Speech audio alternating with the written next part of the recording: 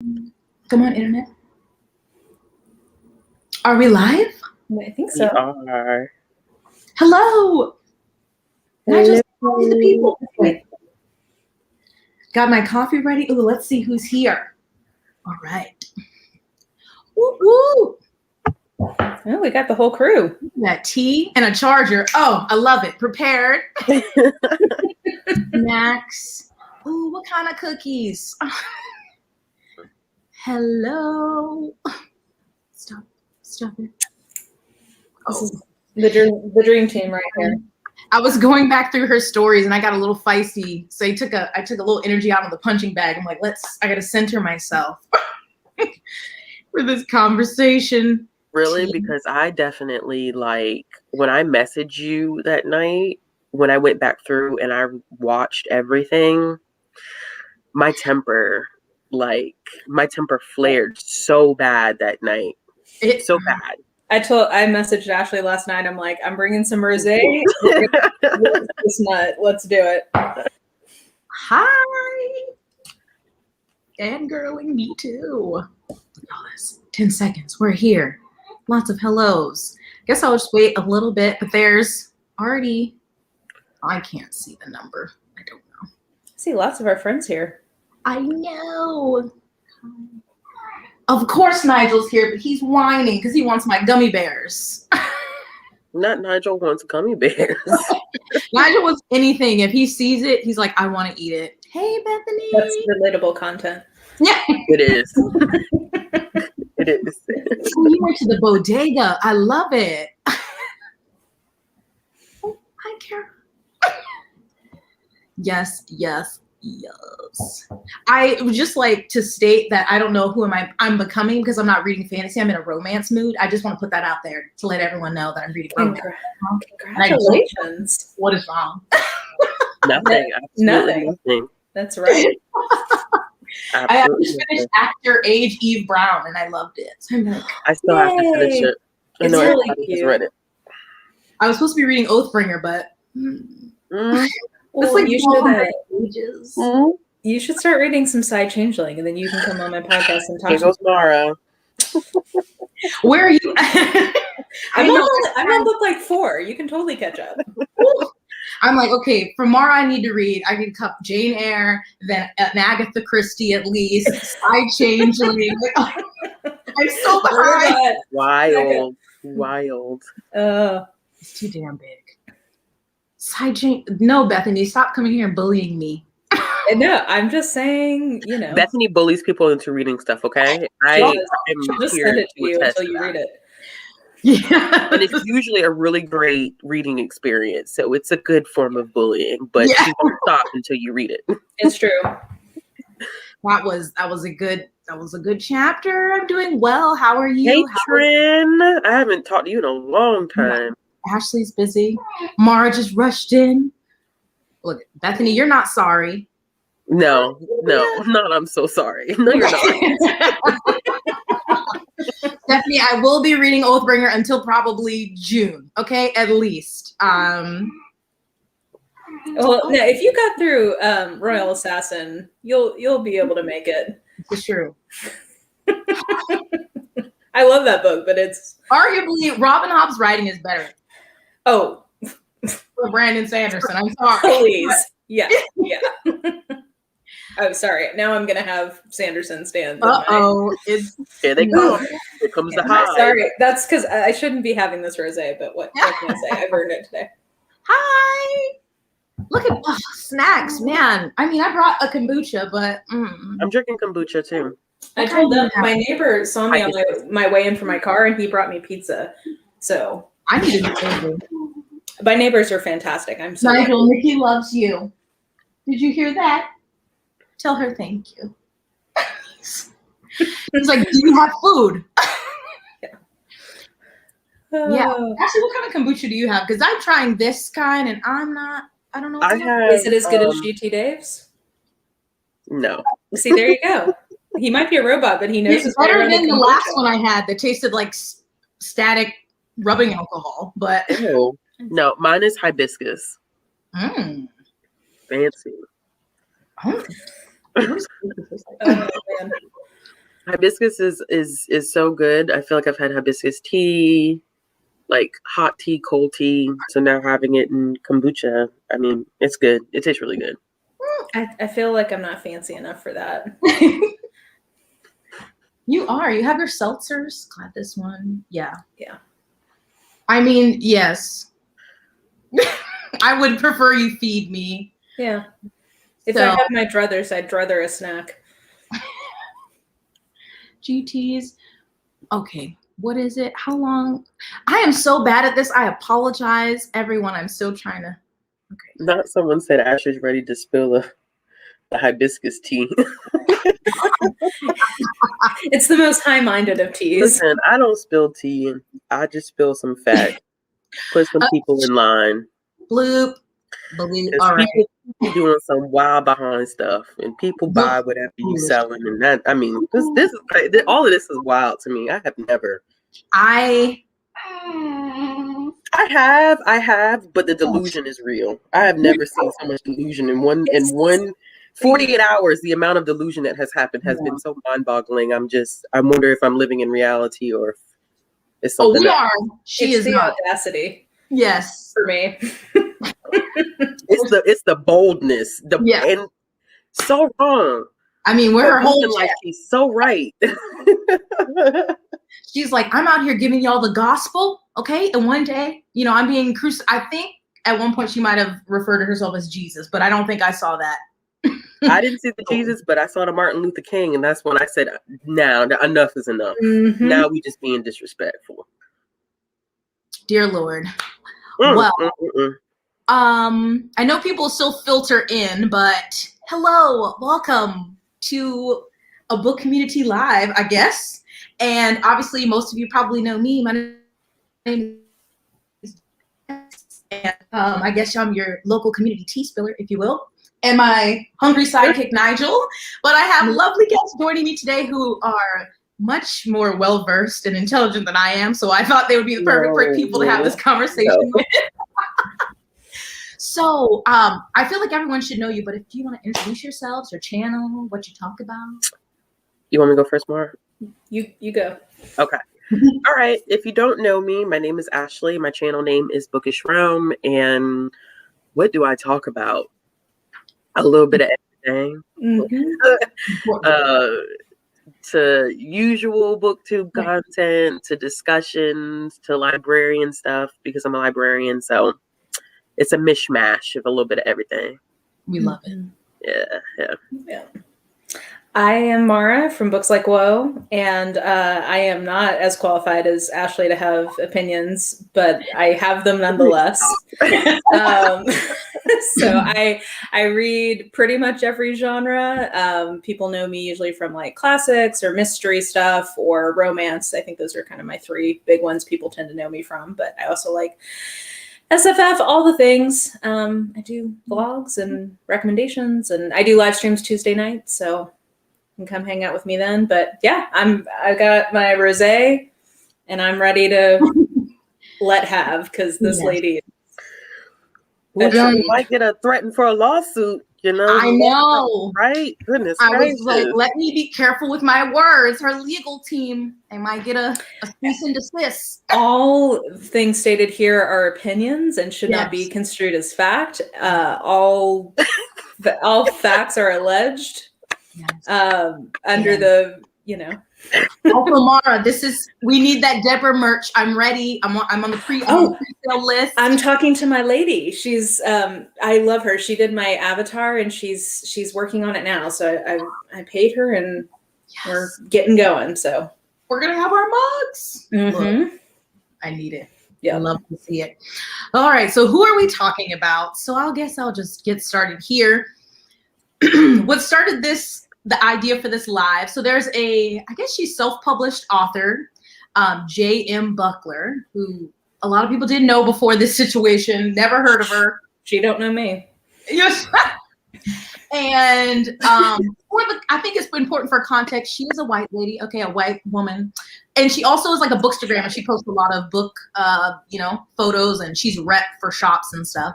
So I'm not sure how this initially started, because I didn't follow her, but I think it was she hasn't been saying anything about the recent controversy with like Jay Kristoff or Emily Duncan. I'm assuming really hasn't spoken out about anything. And so some people had unfollowed her, said that, or I guess maybe some people attacked her. She said bullied her because she wasn't using her platform to speak out. And so then she went on her stories in her Taylor Swift cardigan, very condescendingly in her little quiet voice. And she's like, we're gonna have a chat, okay? I stand in my truth, okay?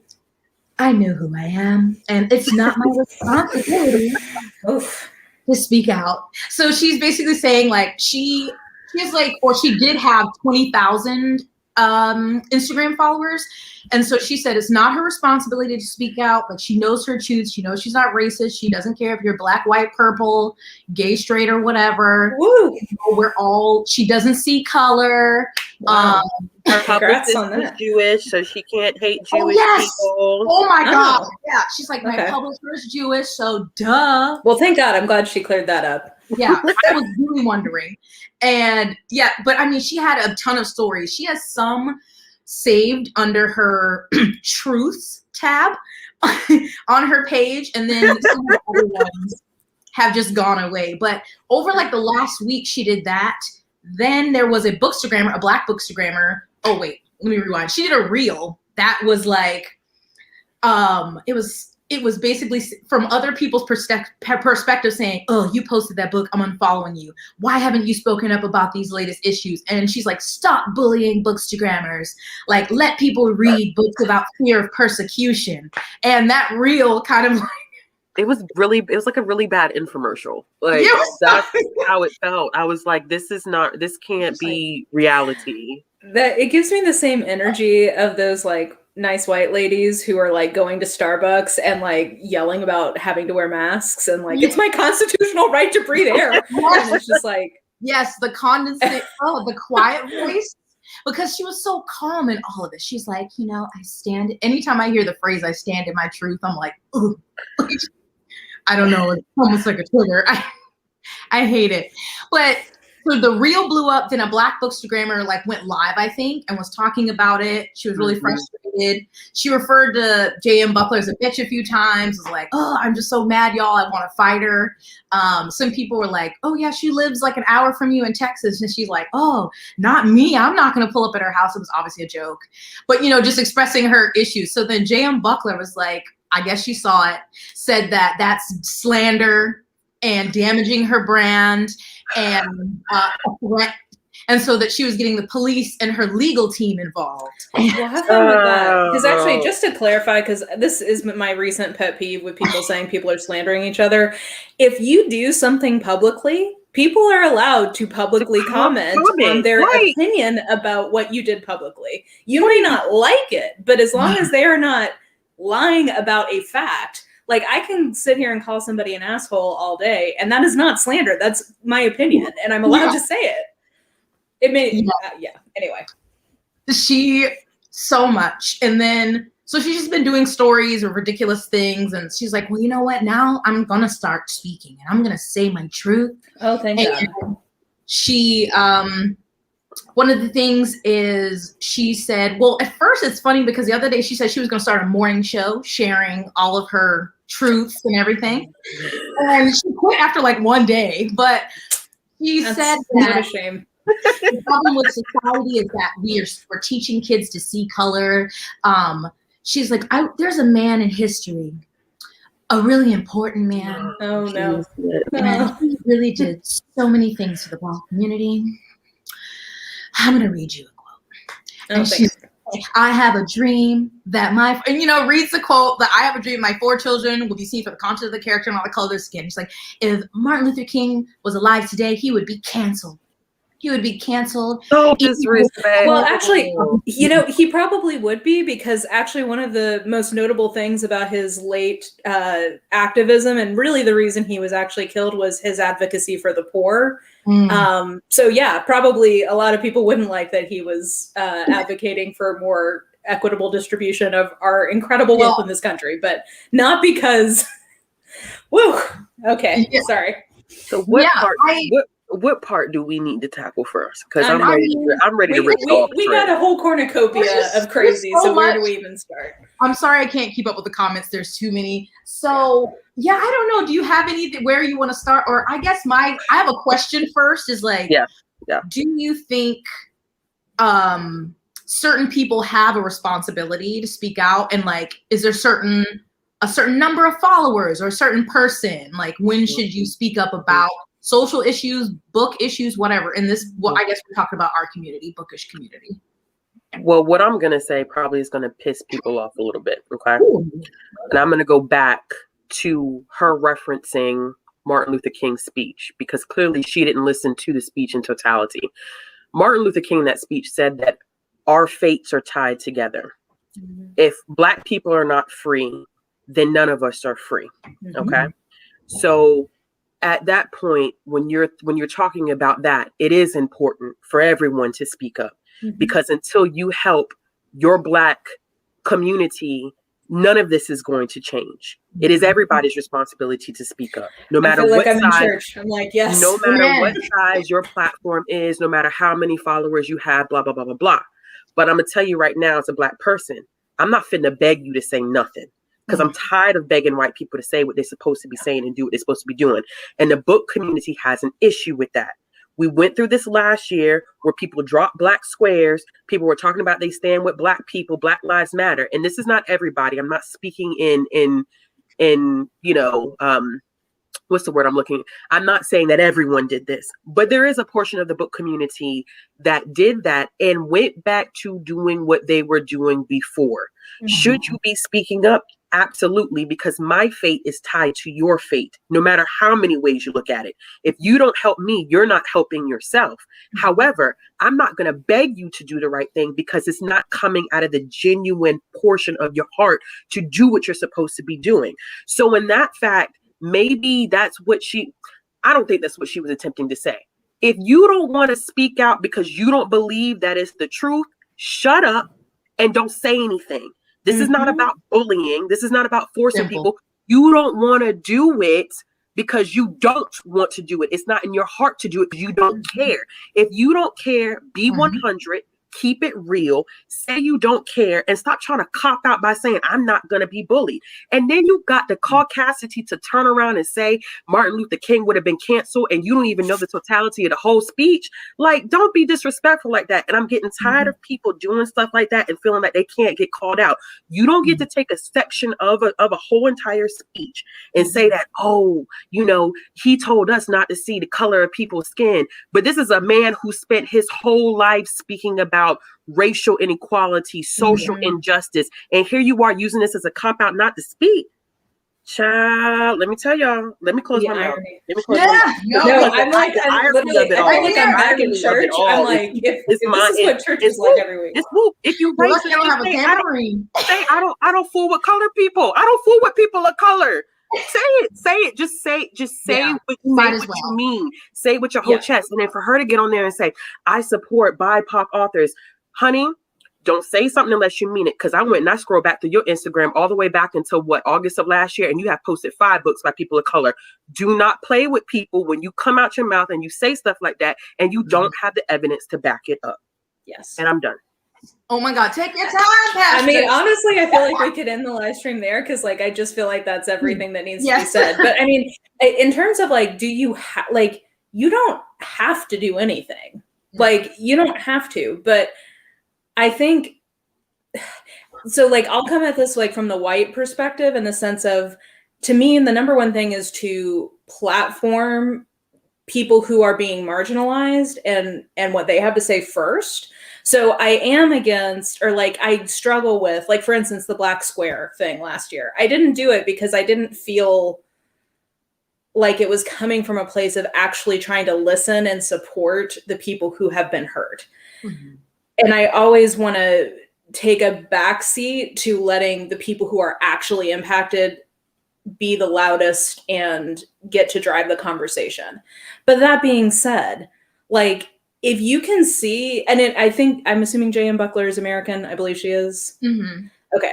If you can see what's happening in this country and think that oh, okay. I mean, I just want to keep this a neutral space. I get it. Like, I do try to have my channel be a place where people can escape, because I know it's a lot and it's been a lot in the last year. But at the same time, like, how can you see what's going on in the world around you and then just feel like, no, I don't feel like I need to say you can make that choice, but I guess my perspective is just that, like, what does it mean to have like thoughtfulness about what you do with your platform? And I guess I feel like it's hard for me to see a way that you're being thoughtful as a white person in a position of some influence or power and not saying anything. Like, that just seems like antithetical to at least what my values are. And I struggle to see how somebody could get there with any integrity. Mm-hmm. Mm-hmm.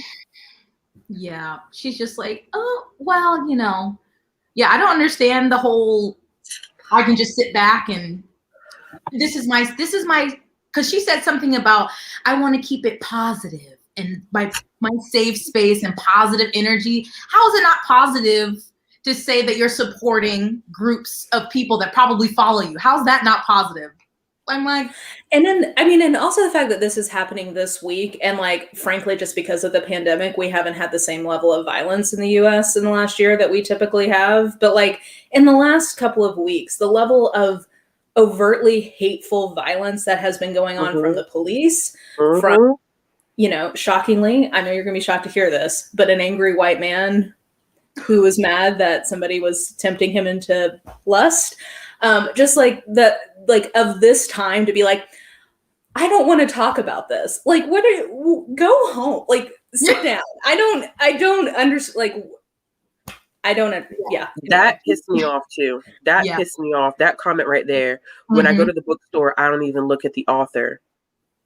And I'm tired. And then it was, and I'm tired of people telling me that that's wrong. And I hope she's watching, because I took notes. And I watch your story over and over and over again, just so I don't misquote you. You got the receipts. But when I go into the bookstore, I don't even look at the author, and I'm tired of people telling me that that's wrong. It is wrong.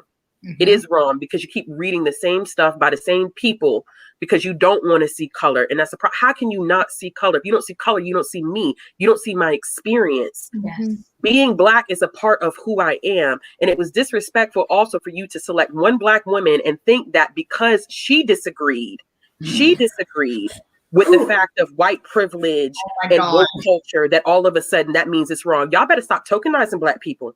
Because just one Black person does not speak for all of us. And just because you got that one person and all of a sudden, oh yeah, these are my thoughts. No, you picked that one person out because she was Black. Because you could have found hundreds of white people who spoke your thoughts, but you didn't want to find a white person. You wanted to find a Black person because you wanted to say, hey, look, this Black person agrees with me, but the rest of us don't at all. You could take your Candace Owens and et cetera, and keep it moving.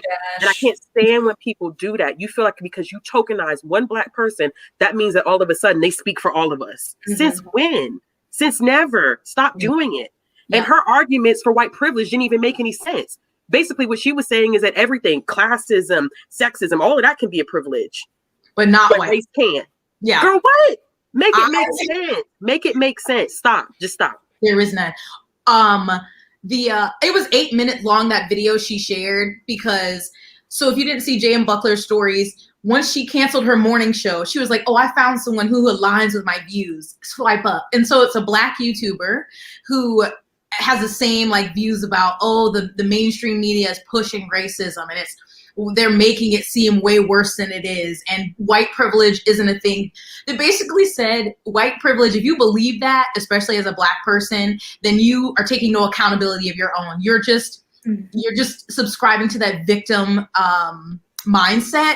Like one example she gave, I don't know pronouns. So maybe one example they gave was, if there's a white person and a Black person and they go both interview for a job, they have the same qualifications.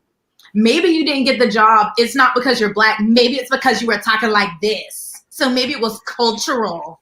I was like, wow, what? A distinction with no difference. You? Yes. Because I feel the same way about Candace Owens. what's the amount of money that they cutting you to say this foolishness, I this would love tomfoolery? Because you can't possibly believe, like, I believe that everyone has privilege to a certain extent. Yes. The fact that the three of us are sitting here on the internet right now, that's a privilege. The fact that I'm educated is a privilege. The fact that I have certain things going on in my life that other people don't. Yes, I have privilege. I can identify that I have privilege. Having privilege is not innately wrong. It sometimes it happens. It's there. Sometimes you're born with it. You can't help that, but you should acknowledge it. And being white is a privilege. I'm not faulting you for being white. You can't help that you were born white. You can't help that two individuals decided to bring you into this world to take care of you, or whoever took care of you, and you just were a white person. You can't change that. But you must acknowledge that the system itself works in your favor because you are white. Just the way the system will work in my favor in some ways because I'm educated, or I have certain means of money, or I have access to technology. Everyone has a privilege somewhere, but you don't get to acknowledge every form of privilege except race. Yeah.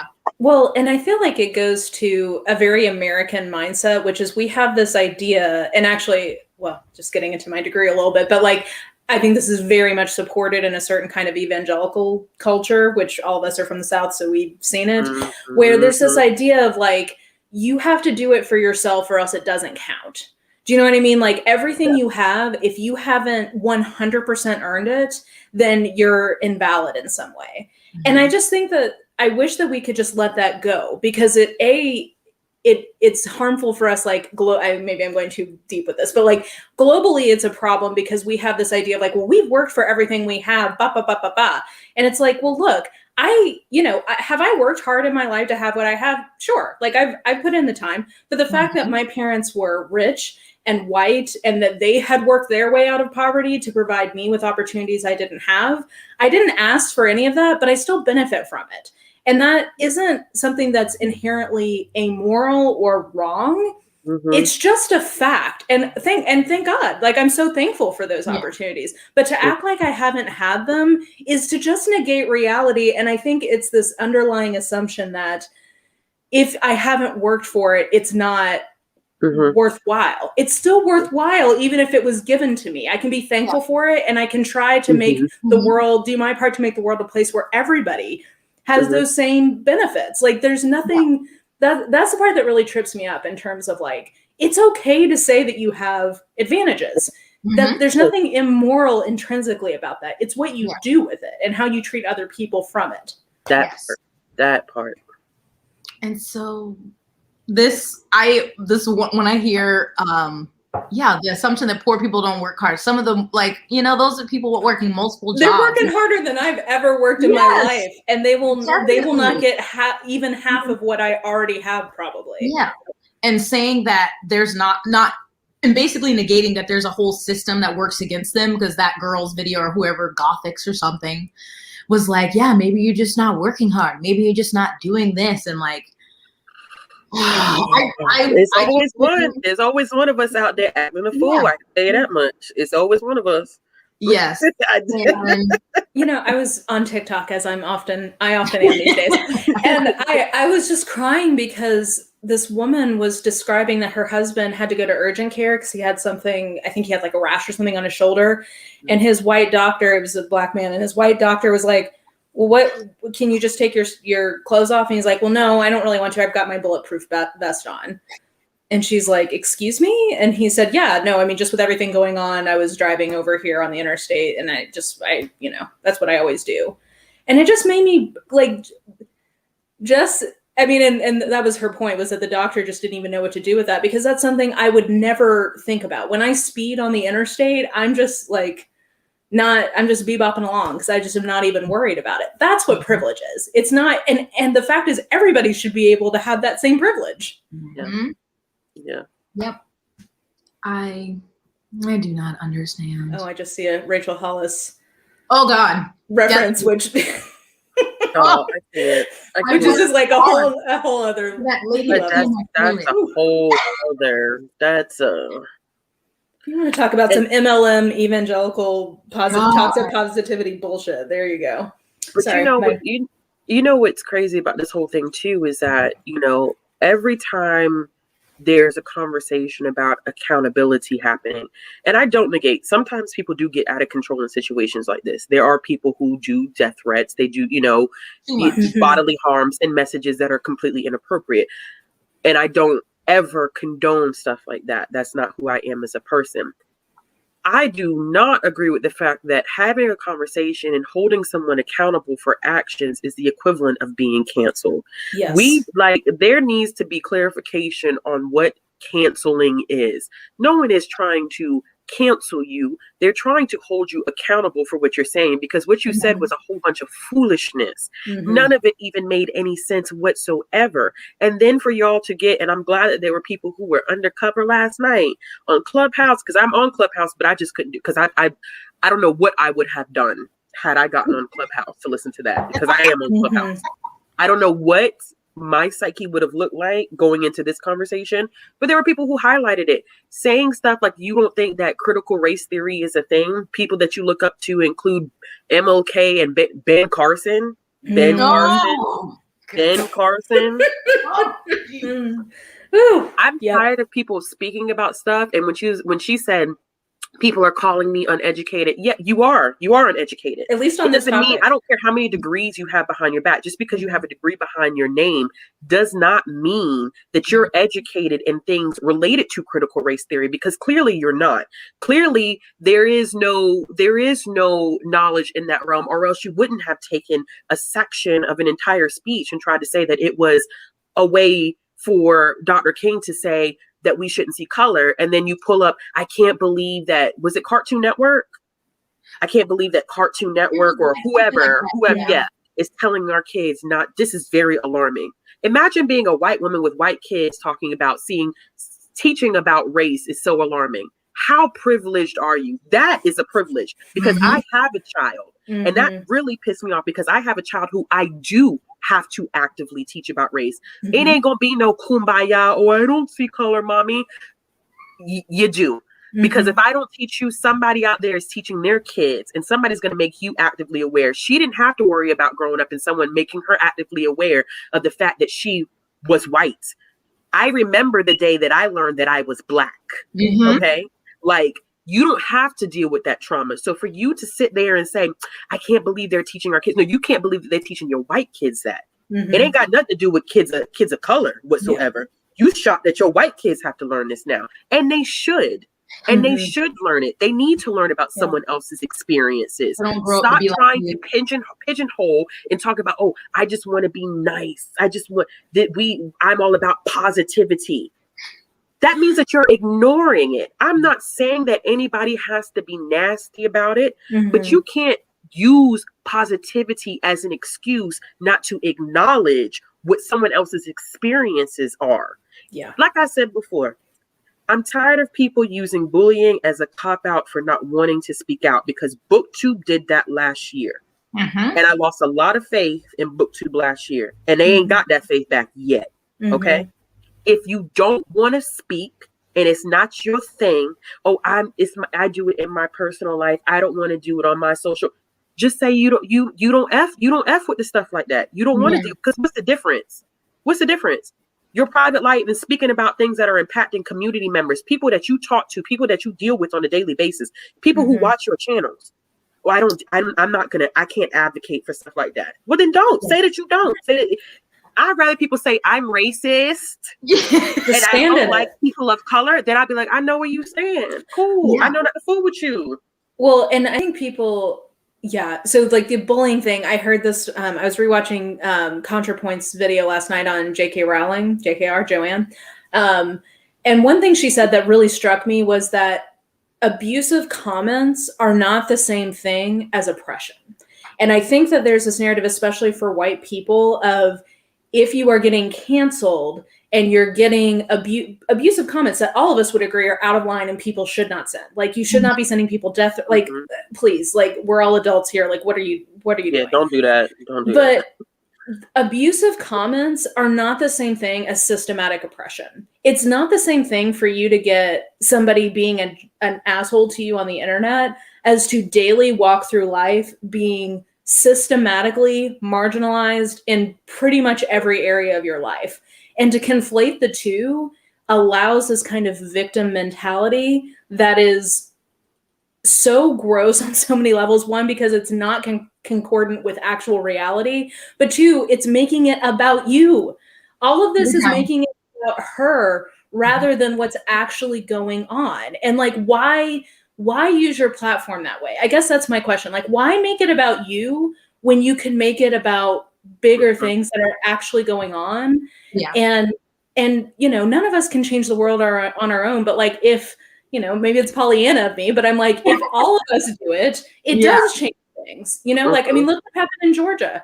However many people that went to the polls that day that could have chosen not to, that few thousand of them changed the outcome of something. And like, why would you not want to be a part of that's, I guess part of it is like, why do you want to be a part of something negative rather than something positive if you're all about the positivity? Yeah. It's like, I don't want to make that about my platform. And like you're saying about themselves, it's like, well, you make your platform about books, so why can't you put that in here? I just don't. People share snippets of their life on social media, so you can talk about books and you can talk about, I had a coffee today at Starbucks, and you can slip that right on in. Like, life is ups and downs. It doesn't have to be all this fake, over-filtered pictures with a bunch of flowers in the background. Like, you can share other things. But actually, I put this one up here just because some people. The Clubhouse. Okay. Yeah. So I'm going off of, I don't know if I should share. I'm not going to share the Bookstagrammer's name. Pseudonym. You can pick. Yeah. It's a Bookstagrammer who I somehow found their account through someone else who had went to the Clubhouse event, and I don't want to mention them because I didn't ask for their permission. But they were sharing. So Clubhouse, if y'all don't know what Clubhouse is a social media platform that is on an invite only basis. And it's a way for them to control things, but it also leads to a lot of other issues that they've been dealing with.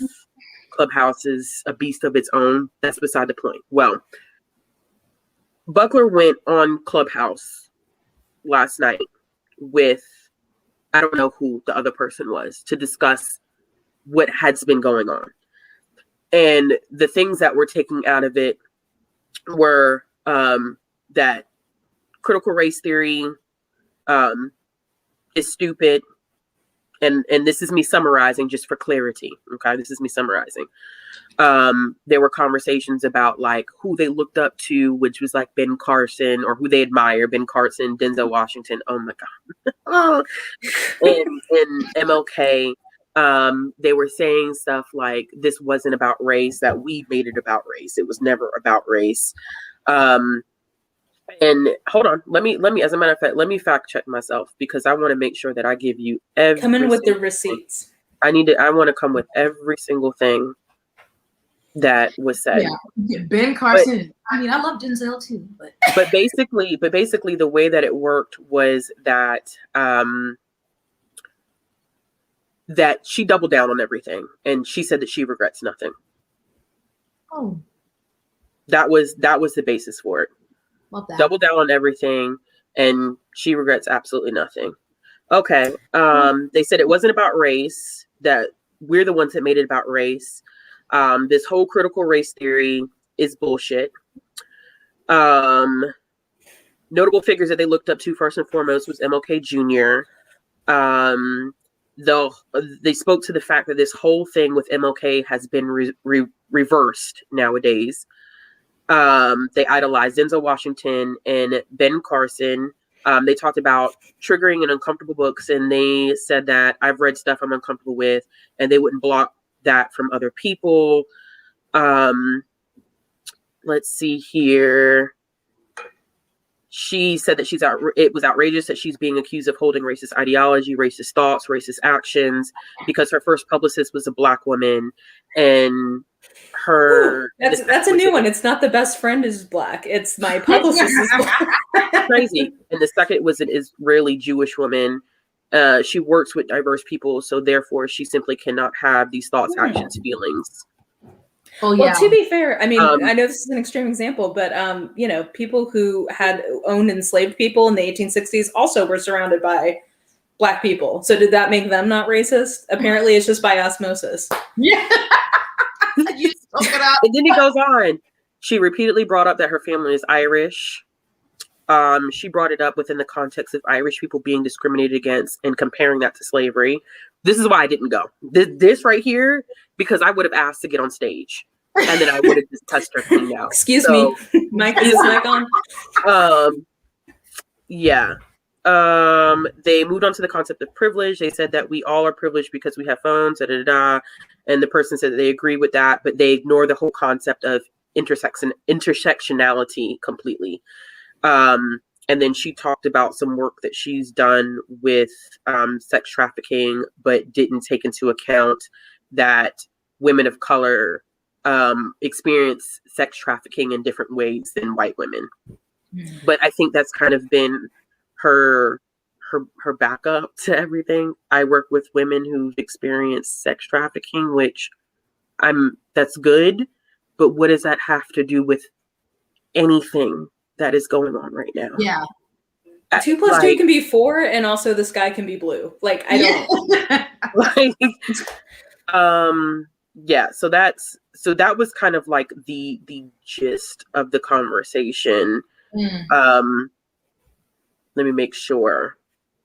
I'm seeing a lot of comments about Irish, and I do want to clarify, like, if you go back and look at what English people basically wrote about Irish people in Ireland historically, yeah, it's actually quite similar. Like, if you look at the rhetoric, it's where a lot of white Americans who enslaved Black people got a lot of the rhetoric was from the English and the way they talked about the Irish. That doesn't negate the fact that Black people today experience oppression that Irish Americans who are white presenting do not experience. Like, it's a non-argument.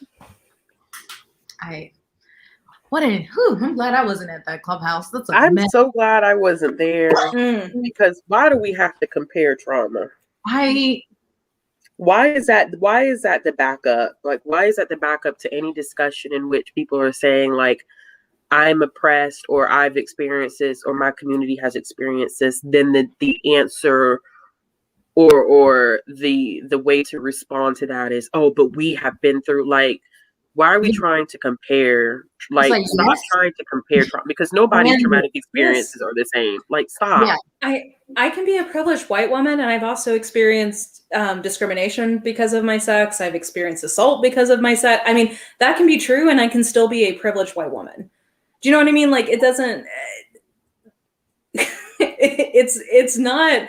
Two things can be true at once, and acting like, oh well, I know somebody who's experienced this different kind of oppression. That means, what does the? I don't even know how to finish that sentence. Like, I don't understand where you're even going with that. I'm kind of at the point where it's like, and the and the thousands and thousands of supportive DMs that she's been getting, and it was like 10 people in the clubhouse event. I'm so confused because the math ain't mathing, in my opinion, where you've had hundreds of supporters and you could easily invite these people to clubhouse, yet you had 10 people show up.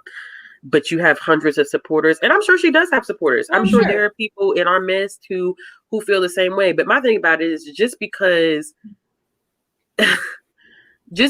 someone throws out an MLK quote and compares themselves to Jesus Christ and feels some type of way about not posting authors, et cetera, does not make their world golden. I feel like, white people, y'all have got to start holding each other accountable to some, because I think that a lot of people of color, and I can't speak for all people, I can't even speak for all Black people. I can only speak for myself as a Black person. I can't do it anymore, which is why I keep saying I'm not going to beg nobody to help me do anything at this point. I'm not begging y'all to post. I'm not bullying y'all to post. If I'm not going to do it. I'm not going to do it anymore, because at this point, like, if you want to do it, you're going to do it.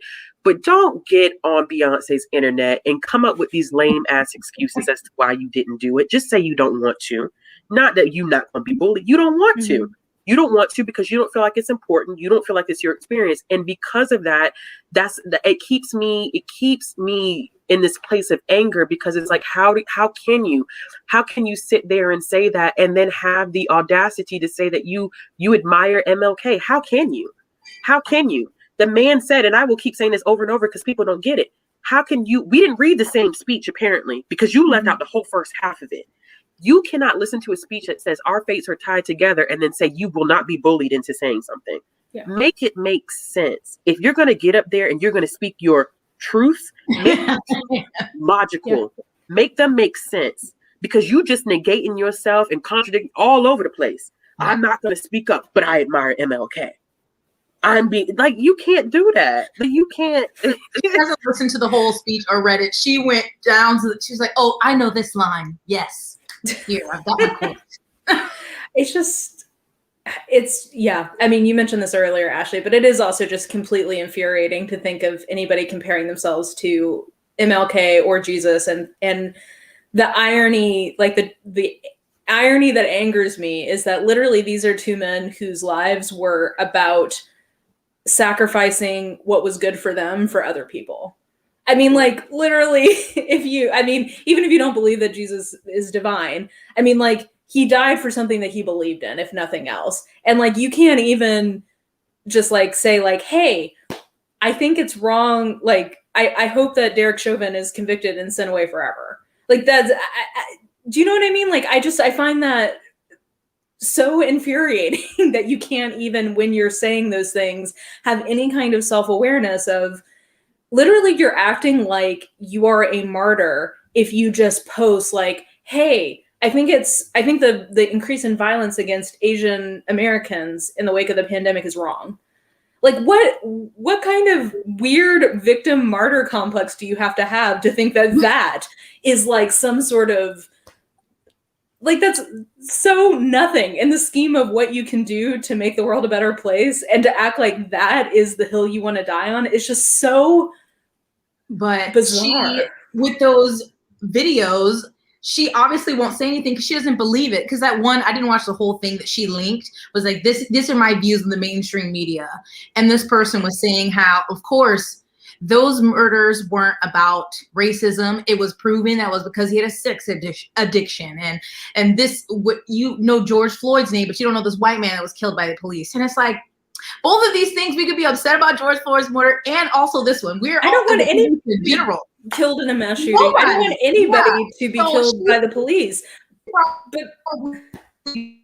But she's like, no, the media makes racism seem bigger than it is. It really isn't. So she's like, I'm not going to post about that because I don't believe in it. And that's what she just needs to say. And shut up.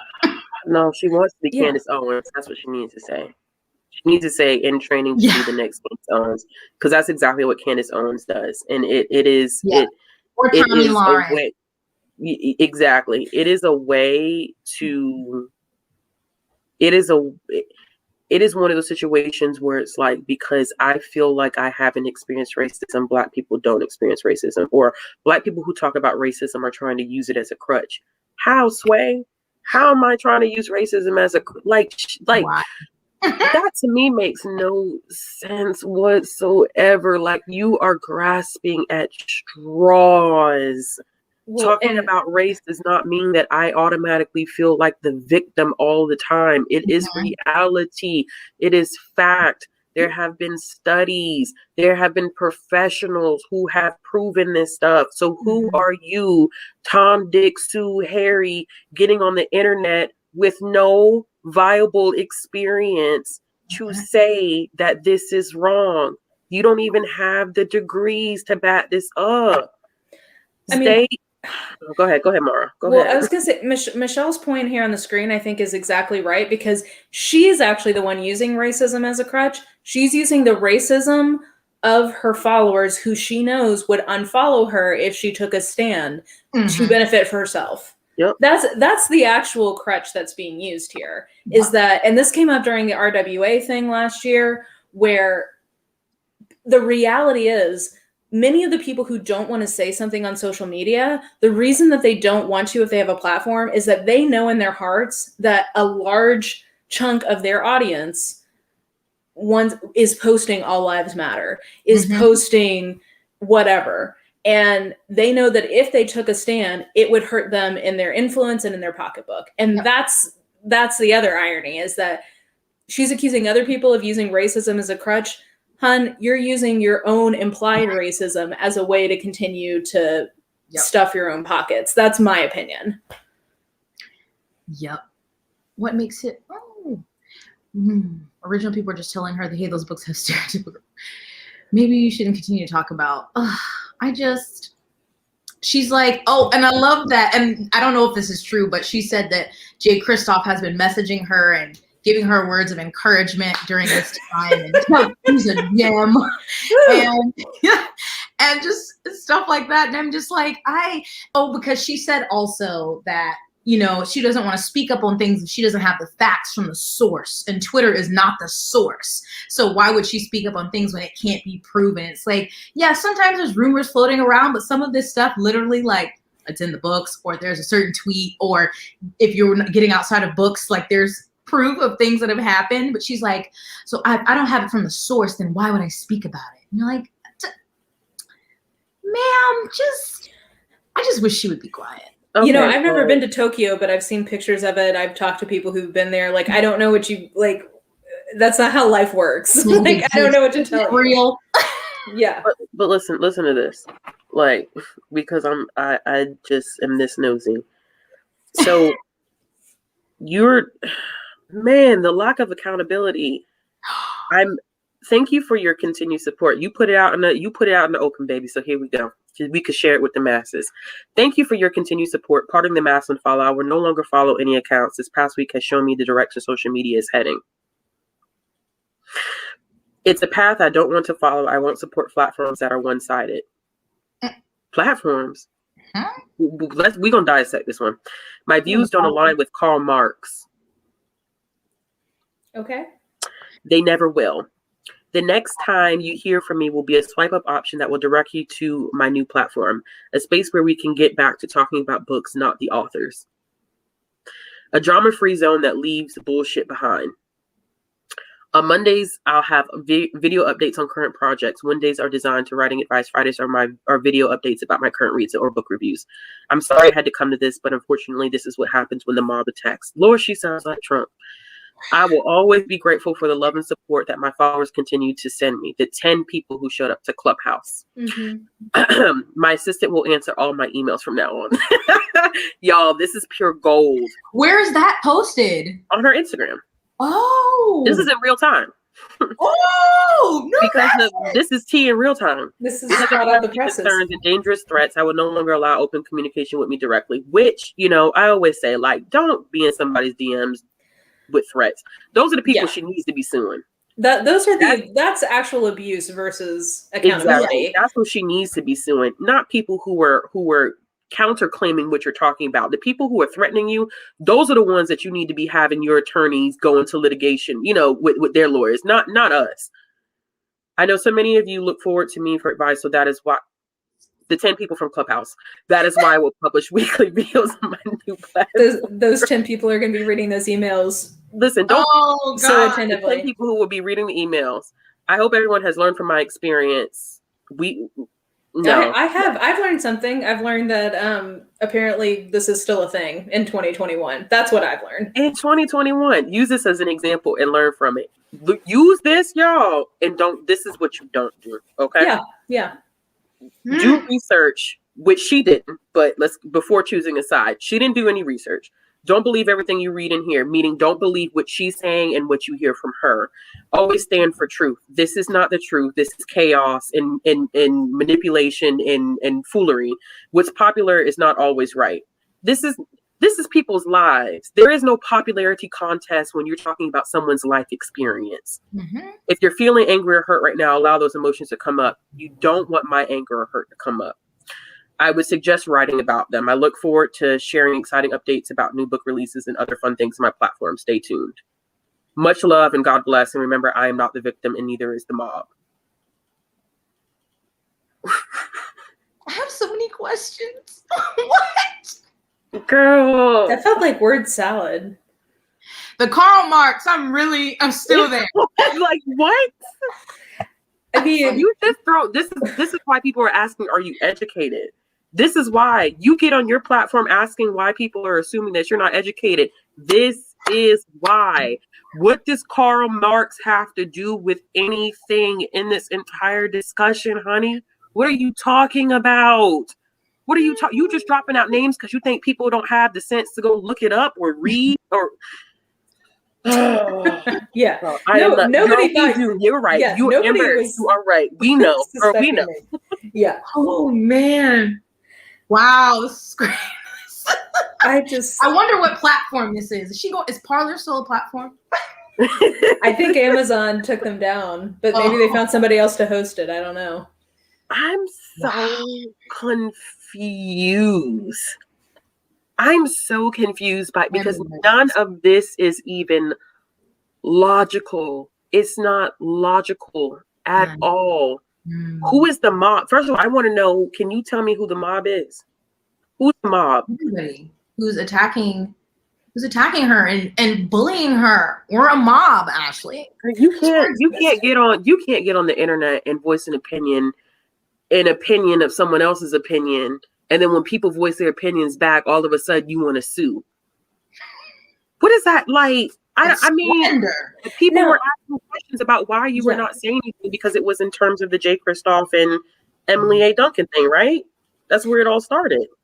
Yeah, I think so. And I mean, I do want to bring up, I'm still like processing this video. I don't know what I think about it in totality, but Lindsay Ellis did have an interesting video come up yesterday, the day before yesterday, talking about performative attacking on Twitter in particular. And I do think that is a legitimate criticism of essentially, because there's a lot of like white people or people in privilege who want to be able to express like, I am not one of the bad ones, that they like, if anybody does anything small, they'll jump on it and dogpile and not give people a chance to like explain or apologize meaningfully or whatever. I think that that's a legitimate criticism. That is not what is happening here.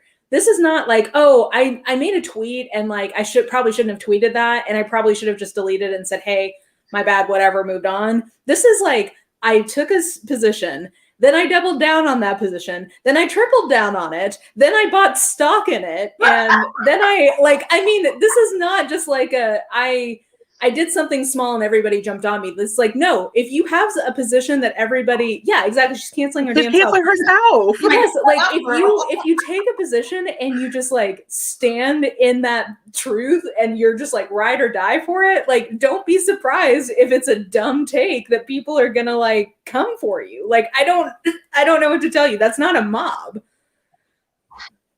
Listen.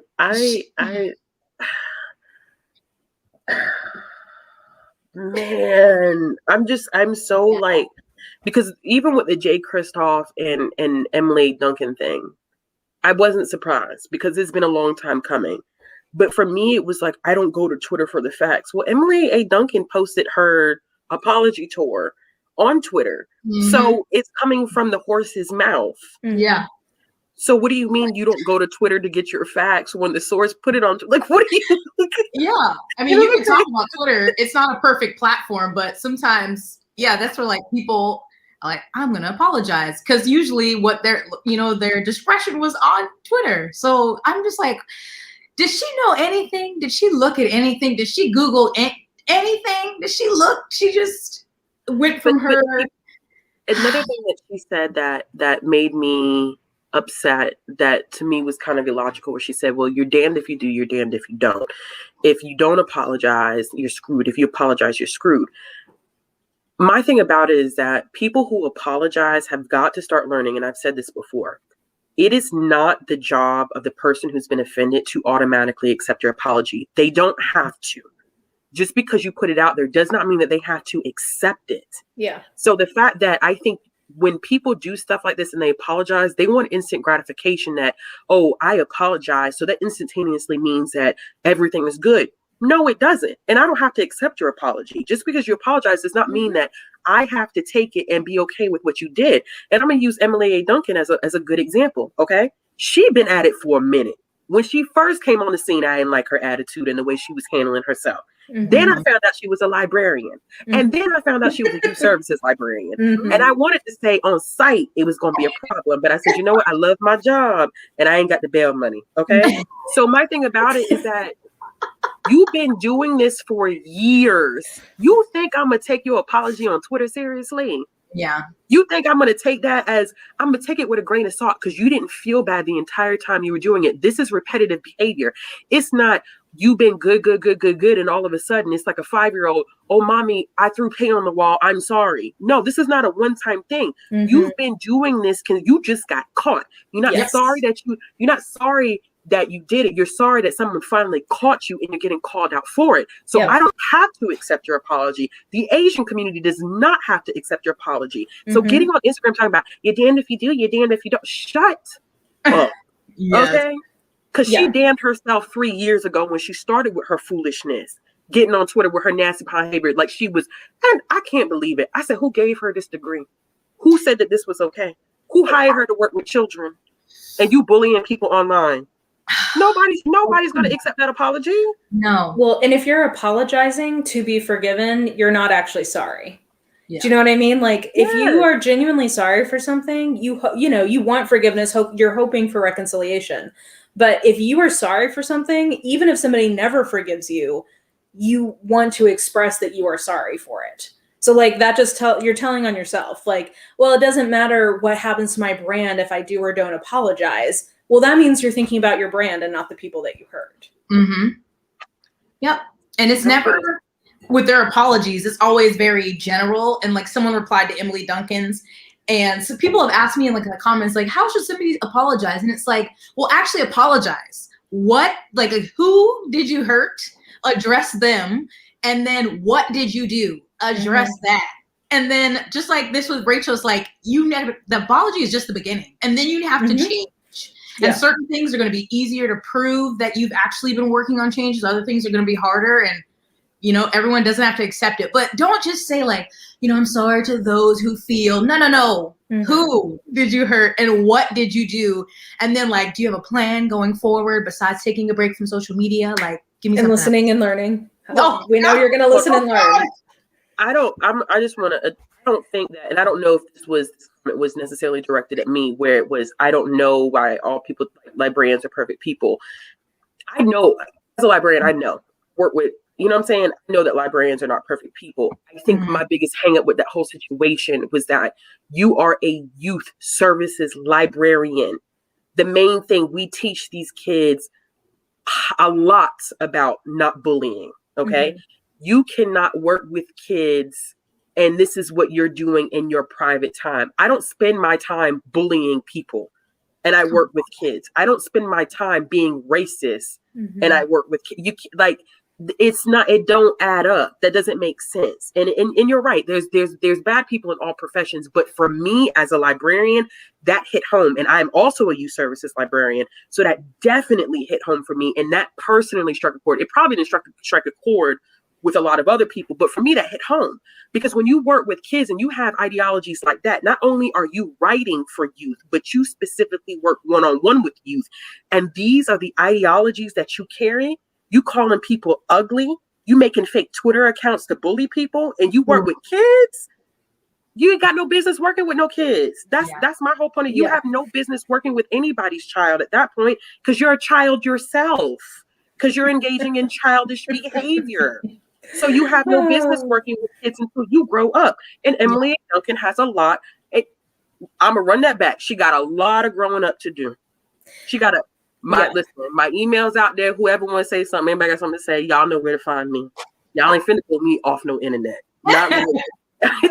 That's wild. That's wild. Well, and I do think there is this certain entitlement that people have. And like, I get it. We all have our careers. We have things that we've put time and energy into, becoming a professional at. But people act like a career is an entitlement. Like sometimes you do things or sometimes things happen in your life where maybe you don't need to have that career anymore. Like maybe you don't need to be an influencer anymore. Maybe you don't need to work with kids anymore. Like it's, again, like actions have consequences, and people who want to act like, this is my big thing with cancel culture, people who just get all up in their feelings about it. I'm like, what you're positing, because what you are equating with cancel culture is that when you do A, B reaction happens. Like that's how the universe works. And it's like you're angry that actions have consequences, and you want to live in a world where I can just lose from my mind this thing that I now know about you. I can't do that. I can't forget like that X, Y, and Z happen. And therefore, like, my perception of you has changed. Or maybe you know, in the case of James Charles, allegedly, whatever, like maybe you don't need to be around kids anymore because you're preying on them. Yeah. Like when you do certain things, like there's consequences to that. So it's not that anybody's perfect. It's just that sometimes things happen that cannot be undone, or that have to have a long journey to unwind. Like that's just how the life works. And I guess I feel like on the internet, people don't want life to work that way anymore. And it's like, unfortunately, in the world we live in now, what happens on the internet is as real as what happens face to face. And that's just, they're like, no, freedom of speech. And freedom of speech is not freedom from consequence. Yes. But they're like, what? You're going to respond to something I said, but it's on the internet. This is fake. But no, this is real. Came from your mouth.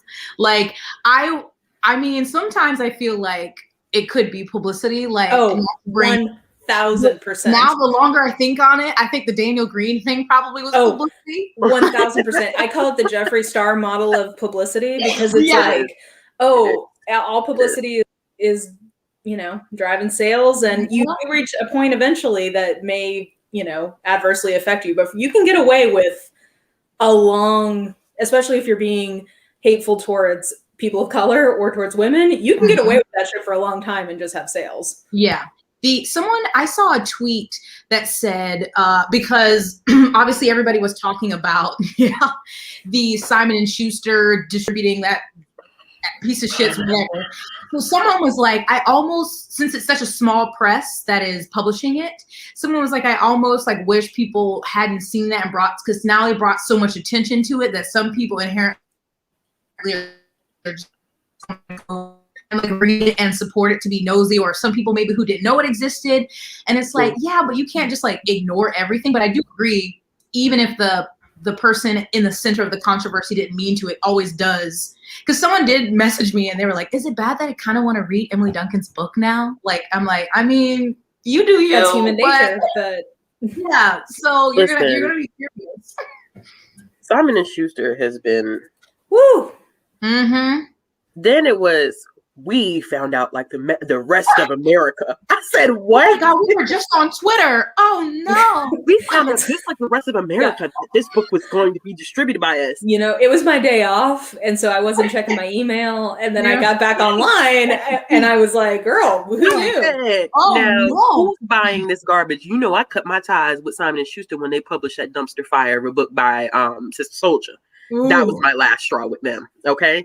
Because they give zero S at this point. They said, well, we can't purchase by Penguin Random House anyway. Let's do what we want to do. But the reality is all of them are that way. Right now, they've had a particular run of it, but like they all, I mean, anybody who's looking to publishers to be moral, you're gonna be looking for a while. Like, I don't know. Still, even if they stop the distribution of that one book, they still have a deal with that Christian publisher that probably publishes nothing but mess.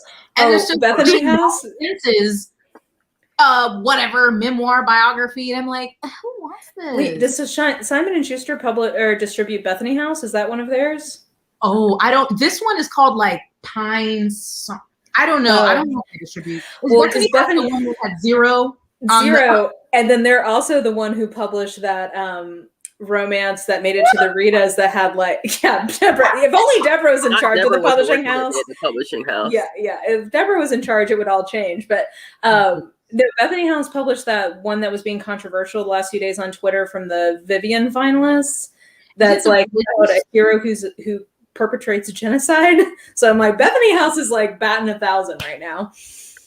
Oh yes, Post-Hill Press. I haven't read it, but who sits at the table and says, "Who's making these I think this is a great idea. Let's publish it." Well, it's an inspirational romance, Ashley. So Jesus saves him and redeems him, so it's okay. Oh dear, yes, Katie Porter and her whiteboard. Come on, break it up. This is wild. Katie Porter for president, honestly. Her and her whiteboard, I would like inspiration. Get in there, go talk to everyone else, like make it work. Oh no, no, Yeah. sweetie, no. Wow. People just I mean, It's okay, guys. Jesus saves him. It makes it okay. you see why I said what I said in my Sister Soldier video. You see why I said what I said about that. You see what that's wild. People just wake up every morning and say, I'm going to choose violence. Yeah. Every morning. Every day. I just Every day.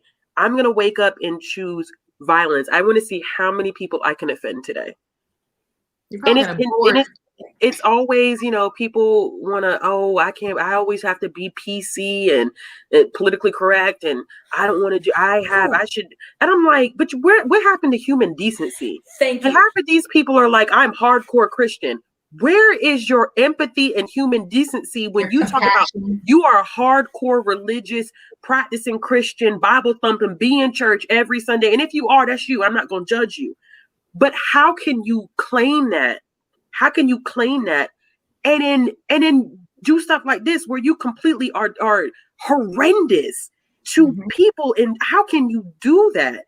That makes no sense. It is a walking, talking controversy. People who complain about PC culture drive me crazy because I'm like, what I hear you saying is I could choose to have better etiquette towards other people, but I'm offended that I have to do it. It's like when someone holds the door open for me, I was raised right, so I say thank you. If somebody wants me to use they, them instead of she, her, it's not that hard. It's like literally basic etiquette, and people get so up in their feelings about PC culture. It's like, okay, whatever. Like if we, like people who get all up in their feelings about like, well, you can't say this. Like, do I mess up? Sure, of course I mess up. I say sorry. I try to take that on board and move on. It's literally just a matter of like etiquette towards each other, and it drives me crazy. I'm like, are you just rude to everyone? Do you just like walk up to your grocery clerk and like punch them in the face when they're bagging your groceries? Like, what is the difficulty here?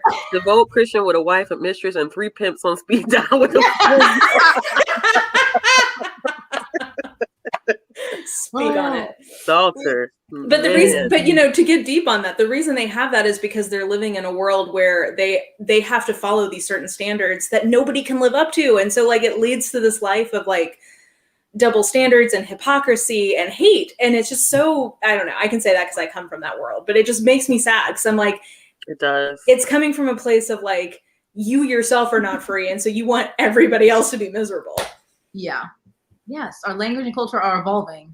Yes, and I mean, I struggle with that too. Like sometimes people are like, maybe comment that word is harmful, so I try to take things out of my vocabulary that I just got used to using and using pronouns and different. It's just like we're not. Things change. I just, oh God. Just people like it's politeness. Internet, so you're like, oh, you can know things in real time, and you're not like behind the times waiting for the newspaper to come out and tell you that here's what we're saying. But people are like, oh God, these snowflakes and these libs. And like nobody's perfect. Nobody's expecting you to be perfect. All anybody's asking is that you like try to be polite to other people and like kind. And what is polite today is different than what was polite 20 years ago, is different than what was polite 100 years ago. That's a part of society changing. It's not that deep. It really is just a matter of politeness. Sorry, that one really gets on my nerves. It's literally, I'm not super religious. My parents are all like Christian, and I'm like, I've been calling myself Christian adjacent because like, culturally, I'm not gonna get into that, but it's just like the whole one main thing of like, God created you, you're beautiful, created us all equal, love, like how you can, the Bible is long, I've read it, I know there's all those things, but that's central tenet and they ignore that every time. Love the Lord your God with all your heart, soul, body, and mind, and love your neighbor as yourself. On this hangs all the law and the prophets. That's all you gotta do. It's love. It is love. If you're this. Then you're not my neighbor, apparently. And it's like, are we gonna live together? Like, if you're in my world, you are my neighbor. Like, can we just? Whew, sorry, I just don't get that. That's one thing I'll never understand. I'll never understand that. Yes. Anyway, I don't know how we got on religion, but yeah. But it's kind of hard because I do feel like a lot of times that's how in the United States how a lot of conservative and heavy right-wing people think, and it's hard. It's very hard, and it's not to shame anybody, but it's very contradictory to not want to be kind and make someone feel comfortable, or to accept someone for who they are. It's very contradictory not to do that, but then hold yourself to the tenets of a religion that I feel like is based in love, is supposed to be based in love. But like I've always said, people take what they want to take. Yep. They take what they want to take to fit their narrative and what they truly believe, and then they weaponize it and they use that against people. So man, yeah, I just don't. If people would just be 100%, just let people know where you stand. Stop running behind this, and running behind that, and trying to hide behind this, and justify the fact. If you racist, say it. You'll still have followers. She literally wouldn't be in this situation if she had just said nothing. Do you know what I mean? Like, literally, you could just be racist to yourself, and nobody would know about it. If she wouldn't have just ignored it, just ignore it. Don't say nothing. Mind your business. She would have still had all her followers. And just posting her pictures. And hey, let's be real. The number of people who are stealth racist, and not even race, but just like stealth, whatever word you want to put in there. You just don't say anything and nobody knows. Like, you're the one who chose to make this an issue and to make it about yourself. Like, you chose violence. Like, you woke up and chose violence. And you started linking all these things and saying, these are my views, and putting it out there. No one knew. You could have just, and she did say at some point, she did bring religion into it. And I don't think I saw the things, but saying, like, as a Christian, and just like, don't bring that into it if you're not acting like one, man. You better be careful what you put Jesus' name on, because he's got some words for you. Yes. I keep telling people that you better stop saying that you're doing stuff in the name of Jesus Christ. Don't do that. Stop putting his name on stuff that he ain't got. God has no parts in any. I tell people that all the time. God has nothing to do with this. Okay? All right? God has nothing to do. Stop doing that. Stop inserting God into places where he's like, why am I here? I have no business being here. Like, this has nothing to do with me. Stop doing it. Right. I mean, but y'all, let me tell y'all something, okay? Really, this is exactly how we had a person in BookTube go to white nationalism. This is how it started. I was here for that experience. I wish I was. And it was in the book Sisters in Hate. BookTube is mentioned in the book Sisters in Hate because there was a BookTuber who was talking about the fact that diversity, like, why do we have to have diversity? I think diversity is stupid. And she's in that book. She went from those thoughts and standing in her truth to, she went all the way to the far right. Oh, yeah. I read that because of y'all. White nationalists. So when we have conversations like this is not in jest. This is not light, because this ends up in ways that you may not think, because we would have never thought that BookTuber, we thought she was just off her hinges. Okay. So she was just a nutcase. And literally a few weeks later, we're like, oh my gosh. Yeah, her name is Bree something like that.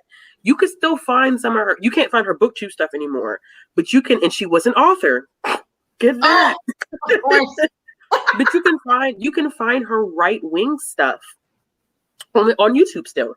And she started hitting with some heavy hitters in the white nationalist movement.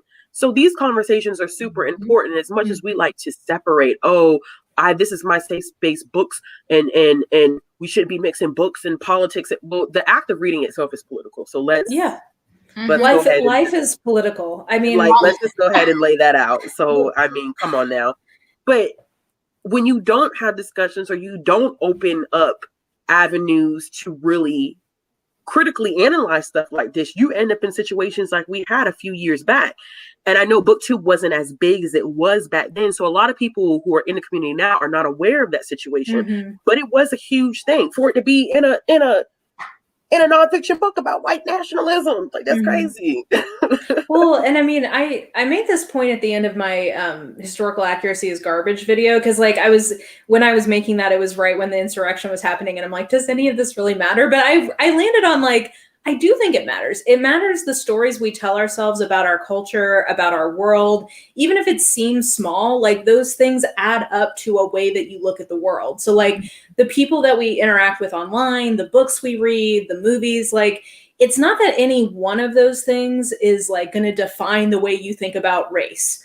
But like if you put all of those together, it creates an imaginative landscape that has a specific worldview. So a lot of this is about like being intentional about who you want in that kind of garden of the way that you look at the world. Like who do you want in there telling you stories about the way the world works? Mm-hmm. I pinned this because this was kind of a question I had because I've seen people say this, and do y'all agree, or do you have any opinions on silence is violence?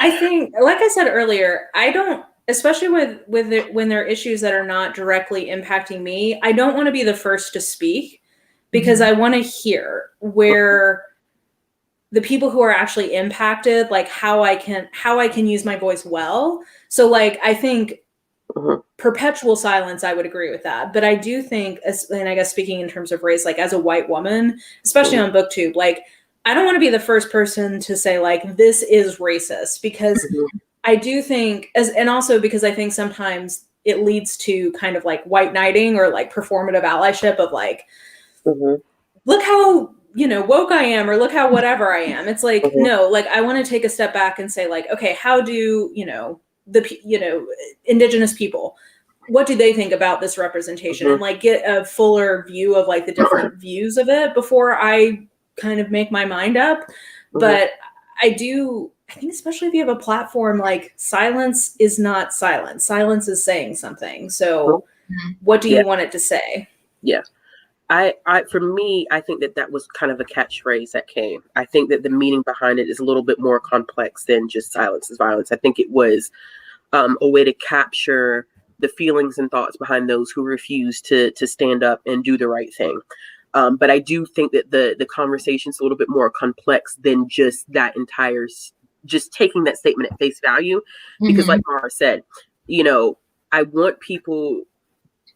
I want people to do the right thing.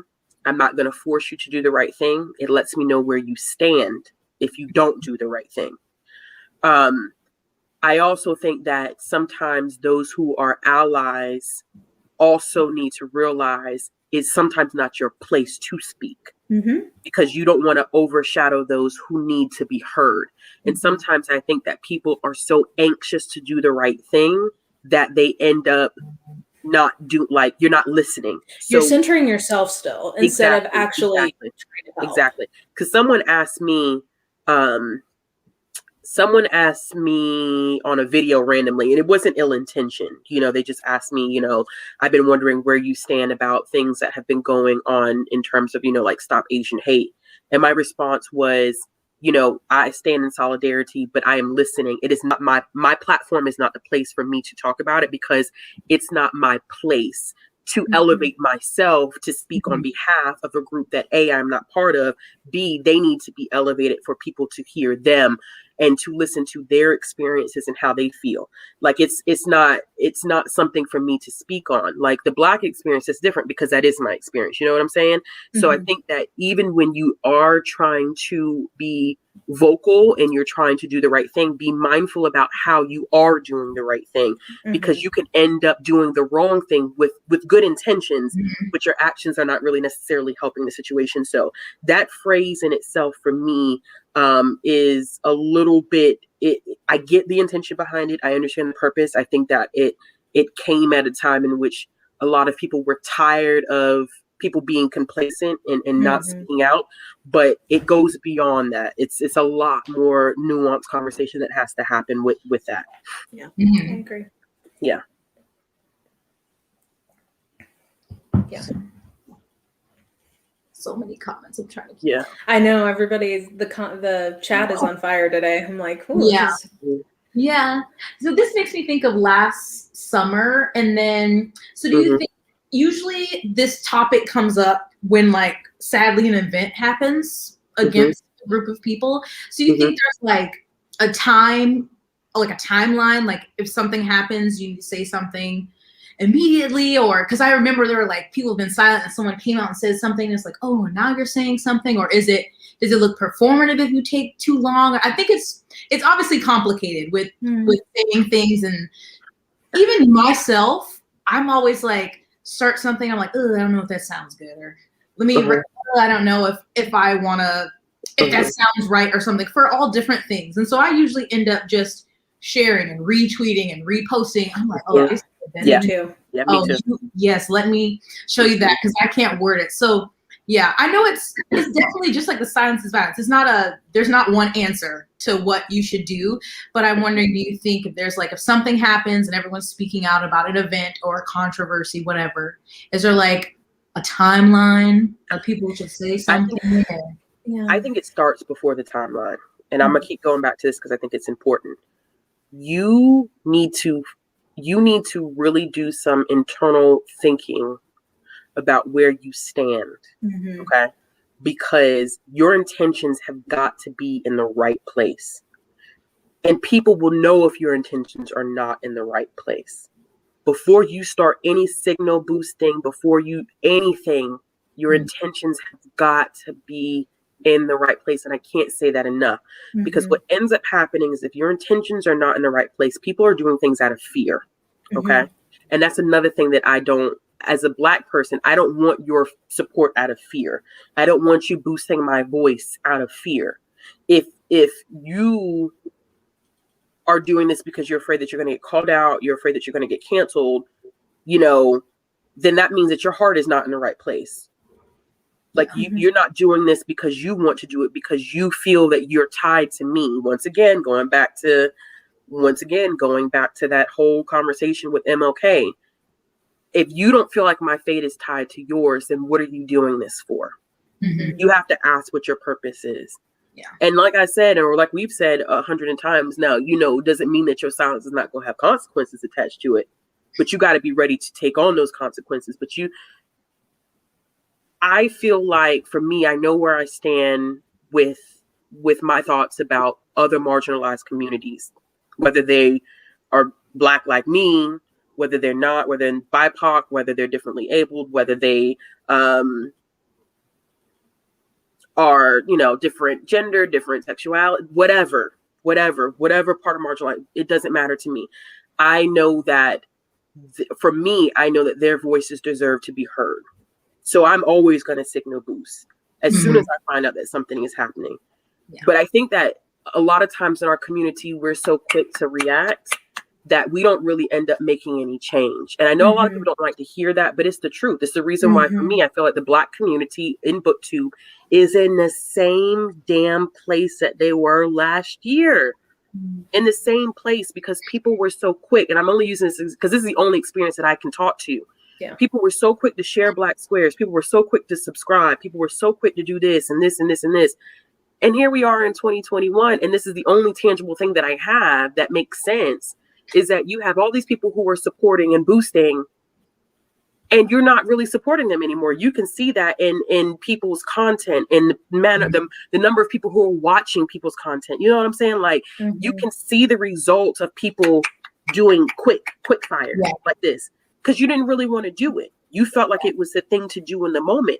People have got to start being genuine with speaking out and boosting people, because when you're not genuine, what's going to happen is you're going to think it's a phase, and when no one's talking about it anymore, that's it. Back to your norm. Yeah. You're going to go back to your normal, and you're hurting the community even more. It should not take trauma for you to be boosting and talking and having conversations with other communities and connecting with other communities. And I'm not telling you who you have to be friends with and da-da-da-da, but it seems to me, in my state of mind, that it only happens when a marginalized group goes through a traumatic experience that this community wants to get on the same board and say, I support this group.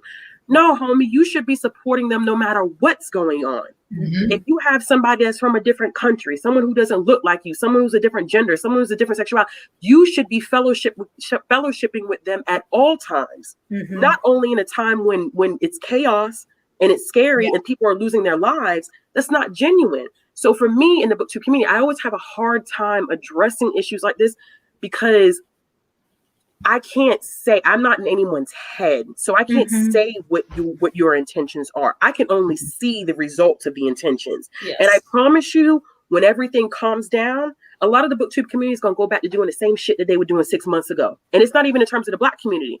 I can look at that and probably the same thing happened with the Asian community. It's like, oh, I stand with Asian booktubers and bookstagrammers right now. 6 months down the road, where the hell y'all gonna be? Where were you reading books by Asian authors? You were doing it 6 months ago. Where are you now? Same thing with Black books. You were reading them 6 months ago. Where are you right now? So for me, I don't know if I can genuinely answer that question, because I always say the booktube community has a lot, and booktube, bookstagram, the whole 9 yards, it's a lot of self-reflection that has to happen. And it's not happening yet, but I can't, it comes down to individual level. So it's not an answer, but that's kind of my 2 cents there. And I co-sign on all that. And I guess the only thing I would add is, I think being honest with yourself of if your interactions with either influencers or other creators is transactional or not. Because if what you're doing is trying to give yourself a certain level of cover of like, oh, I follow X number of this group of marginalized people, and that's transactional. It's not coming from a genuine place.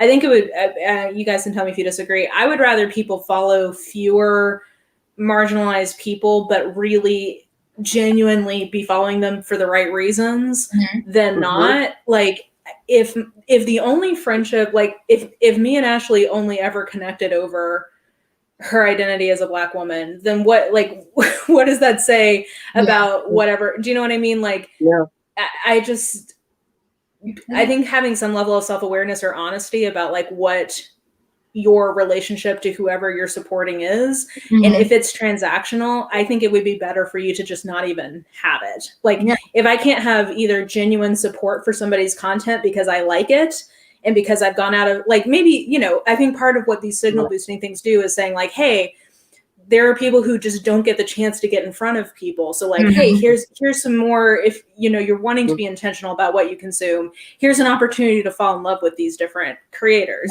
Like, look for opportunities to do that. But then if what you're coming to them for is based on their identity alone, to me, that is using them and not actually really supporting them. And it's about you feeling like, oh, I'm an ally. I have this many. Because it's just like the whole like subscribing, just because it's a person of color doesn't mean you have to. You don't like the same books or the same whatever. So getting people in front of you, but don't just go like, okay, I'm gonna go down the list and subscribe to all of them. And then don't expect also that you following people from marginalized groups that they're inherently going to teach you something, or that you can now go to them to ask for, hey, can you give me a list of this? Or, hey, can you point me in the way? Because I luckily haven't had that happen too much, but I know that people have gone to Indigenous creators like, hey, you're hosting this readathon, so can you tell me? And it's like, no, we all have Google. Yeah. Okay. We have Goodreads. She's still free, at least right now. Yeah. So, but like, I mean, if like, I'm trying to think of how, like, the reason Ashley comes up as a good example is because last year when everything was going down, I saw so many people boosting Ashley's content, and I had never seen her before. And now I'm like, how is that possible? Because me and Ashley have such similar taste in so many things. We make really similar content. Like, and, to me, that's a great example of where I think like the systemic issues like suppress different content creators. But like what I come back to Ashley's content for is like, we like a lot of the same things. Like and I like Ashley. I feel weird talking about you in third person when you're right here, but whatever. But I mean, to me, that's like what I think of like, okay, so maybe that's how the signal boost happened. But like, I love what Ashley does. And like, I love her, like we read similar things, etc. So like that can be a genuine connection and not something that's just transactional. So I left this comment just because someone doesn't post about their activity doesn't mean they are being silent in real life, because I know this has come up not just on like social issues, even with like donating, or like when things were what were they, tsunamis in like the Philippines, and because people were like, y'all Western, or what do they call it, global North booktubers aren't like paying attention. And so I understand this comment, but then it's almost, I think it depends on the person and how much they usually share online. If you're very, you don't have a big presence, maybe you have a Twitter and you check it once a week, or you don't really post. But if you're someone who's like active on these like platforms, I feel like you don't have to like screenshot your bank account that you donated, or like always be like, hey, I'm reading a Black book. I don't know. I just feel like if you already share some parts of your life, you can also share stuff like this online. But I don't know if y'all have different thoughts on that. I do take your point about like, it depends on how online you are, right? Mm-hmm. Like I'm very online because I do this as my hobby. So like if that didn't come out in what I was doing online, that would be weird. Mm-hmm. And I think would be indicative of the fact that it wasn't actually that important to me. But like, for example, I did not make February was Black History Month. So like I'm reading Black books this month because to me that feels performative. Like you can see the proof in the pudding in what I read throughout the year. And if I don't think that's the case, then that's an opportunity for me to check myself. Yeah. Of like, okay, then if I feel like I have to do this or else I won't like have checked that box, then like that's a check on my own, whatever. But anyway, all that to say, I think if you are somebody who is pretty online, I would expect that part of your life to spill over into your online presence. Yeah. But I don't know. What do you think, Ashley?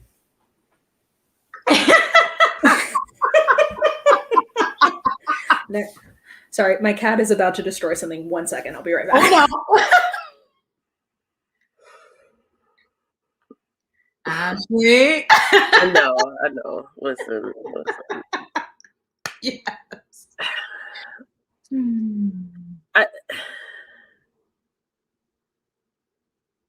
You can't tell people what to do with their life, and that I'm a stand in that. You can't. I'm not here to. The only person I control is my child's life. Okay, and even that's going to come to an end at a certain point. But I think that it's.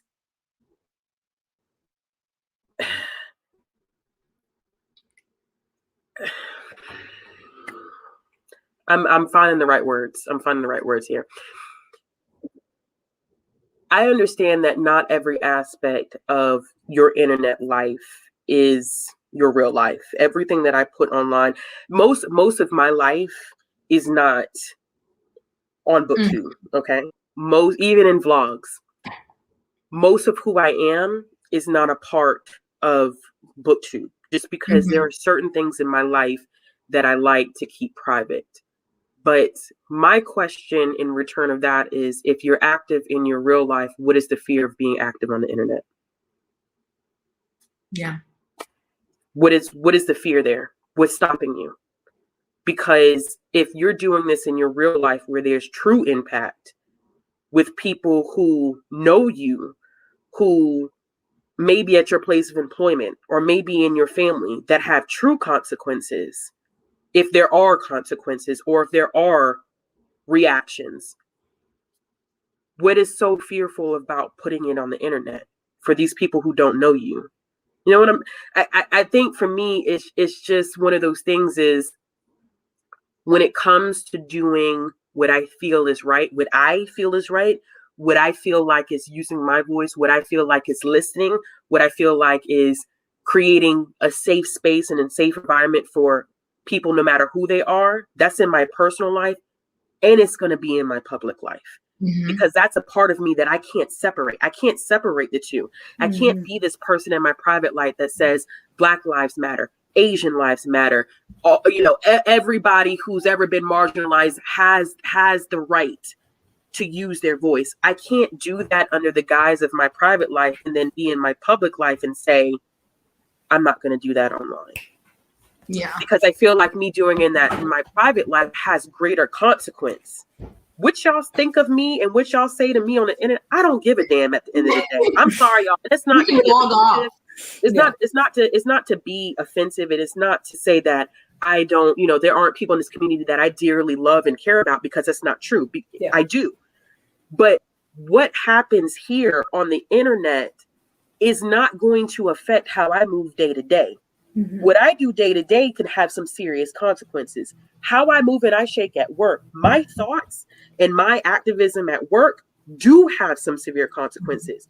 So I'm not going to be afraid to get on the internet and say, I stand with XYZ group. Because what are y'all going to do? What y'all going to say? You going to send me a DM so you could get cussed out and dragged up and down the timeline? Is that what you want?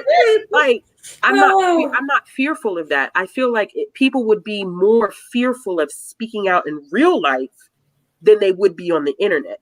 I feel like there are people who are more active on the internet than they are in their real life, because in real life, there are greater consequences for them than on the internet under this username, under this guise that they've created, you know? So the internet doesn't know me. So I can't, you know, and I always say, like, you know, that's true. Who gonna check me on the internet? Like, come on, y'all. Like, really? Like, I'm not gonna be no fair and somebody behind a screen and a keyboard. You're not gonna come fight me. So I know that sounds basic, but it's the truth. You got to think in that mentality sometimes. Like, that's the way you have to operate sometimes, because the internet's not friendly. I'm not gonna sit here and say, oh yeah, the internet's all peachy. It's not friendly at all. But at the same time, like, you know, I can't get behind that statement. I can't get behind that statement and say, like, you know, the internet is not in real life, and just because you're silent on the internet means you're not doing activism in real life. Well, if you're doing activism in real life, where you could end up in some serious, you know, situations, why not do it on the internet? Yeah. So easier. Yeah, I can't get behind that. You know, I mean, you know, we disagree. You know, we're gonna disagree fundamentally on that, and that's just that's as simple as 1, 2, 3. Yeah. But I think, I mean, your point is a good one. Like, if you are somebody who's trying to grow in your voice in real life, maybe start with the internet. Like, where these are people who you don't necessarily have to see again. Like, if it feels like I mean, it's not enough, but if that's like a way for you to build your confidence to speak your mind, like, maybe that can be the first step of a journey, you know?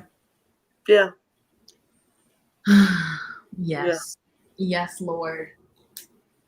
Yes. Whereas, like, I'm in my mind, like, visualizing, like, if somebody comes up to me in real life, like, here's what I'm gonna do. I'm that person where I'm like, whenever I go someplace, I'm visualizing, like, okay, I see this person over here. Like, if somebody comes up to her, like, I'm ready to, like, but that's just me. I'm very strong Enneagram 1. So, like, if I see something, I say something online in real life, period.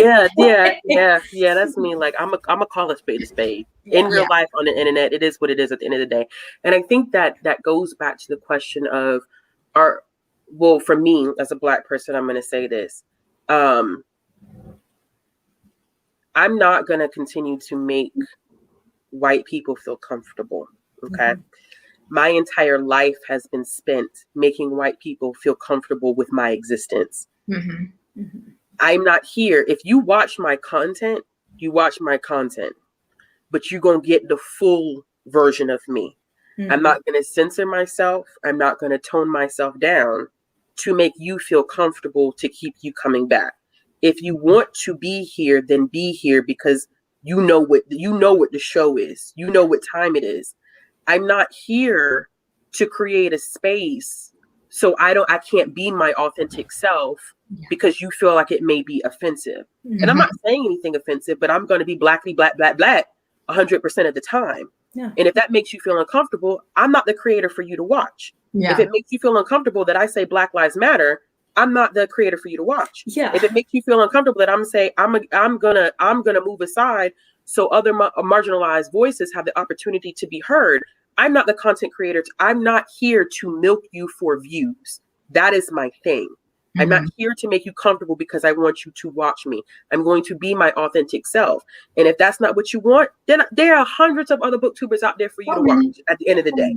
But I feel like sometimes that's kind of what people feel like, oh, you know, I don't want to, and it's a difference from saying like, you don't want to be offensive and hurt anybody's feelings. Then I'm going to stand up for what I believe in terms of racial equality. That, you know, like stuff like that, or social justice. There's a difference between those two. And if you don't want to come to someone for that, or you feel like you got to tone yourself down because that may make somebody upset, you got to think about, then what is your purpose here? You know, if that's who you are, then that's who you are. But I'm not going to use that. Oh yeah, you know, like this is not real life type of. It's not 100% real life, but this it is to a certain degree, man. Like this is, you know, part of this is you bring yourself to the table to agree. It may not be 100% you, but part of you is here. Yeah. So, you know, and that part of you should be, that activism part of you should be strong. I'm not here to tell anybody how to live their life, but like, well, but it's your hobby, right? Like that's, and I think that's part of what is always interesting to me in the, like, for instance, JM, our friend JMB, who started this whole thing. Like, if it's your livelihood, you have a different kind of skin in the game. But like, this is something I do for fun. If I'm not being myself on this platform, like, what am I doing? This is my hobby. Like, I'm here to be myself. I'm here to, you know, speak my truth, whatever that means. Like, I'm here to be myself authentically. And like, if that isn't for you, okay. But like, honestly, like, and I guess getting into like the creator side of things, like if you're spending all your time trying to manage other people's expectations, you've already lost the game. Like, all you can do is like be honest with yourself about who you are and what you're about, and to bring that to the table. And people who vibe with that, vibe with it. I always say I'm a strong cup of tea. Not everybody's gonna like my flavor. That's okay. Like, that's my flavor. And so like, yeah, that's cool. This is why you drink from the well. Yeah. So like, I mean, if you want to be like, even just like on a venal level, if you want to be successful, I think you have to be yourself, to Gavin's point. Like, if you're not being yourself, like, what are you doing? Like, if you're trying to perform something. So anyway, to me, and this gets back to the point Ashley made earlier, like, a lot of this starts long before you press record, before you hit tweet, whatever. It's like, who are you? Like, if it is a core part of your value system that like, exactly what we've been saying this whole time, that like, I'm only as free as the person next to me. If that's something I truly believe, that comes out in my day-to-day life, including what I do in my hobby here on the internet. Amen. Yes. Yeah. Yes, it is. You can only play a game for so long, and at what cost to your own mental psyche? Like, I always tell people, like, you got to go to bed with yourself at night. Like, your viewers are not in the, well, I don't know. This is not an OnlyFans, Ashley. They're not in the bed with me. Listen. Anything can happen. That make for a cute rom-com, right? You know, booktuber, you know, they meet viewer, and then, or it could be a good like suspense thriller type of thing. It'd be a good book. Somebody write that. Yeah. You know, you have to go to bed with yourself at night. None of your viewers have to go to sleep with you at night. And it's draining when you're not your authentic self. It's draining when you have to get up there and it's a performance every day, or you are saying and doing things because you can't keep up with it. And that's the thing. That's why people fall off the bandwagon so easy. Because when you're doing things and you're performing because you feel like this is the socially acceptable thing to do, you can't keep up with it because it's not you. You're not there yet. I also tell people too. Yes, Gavin. I believe it. Yeah.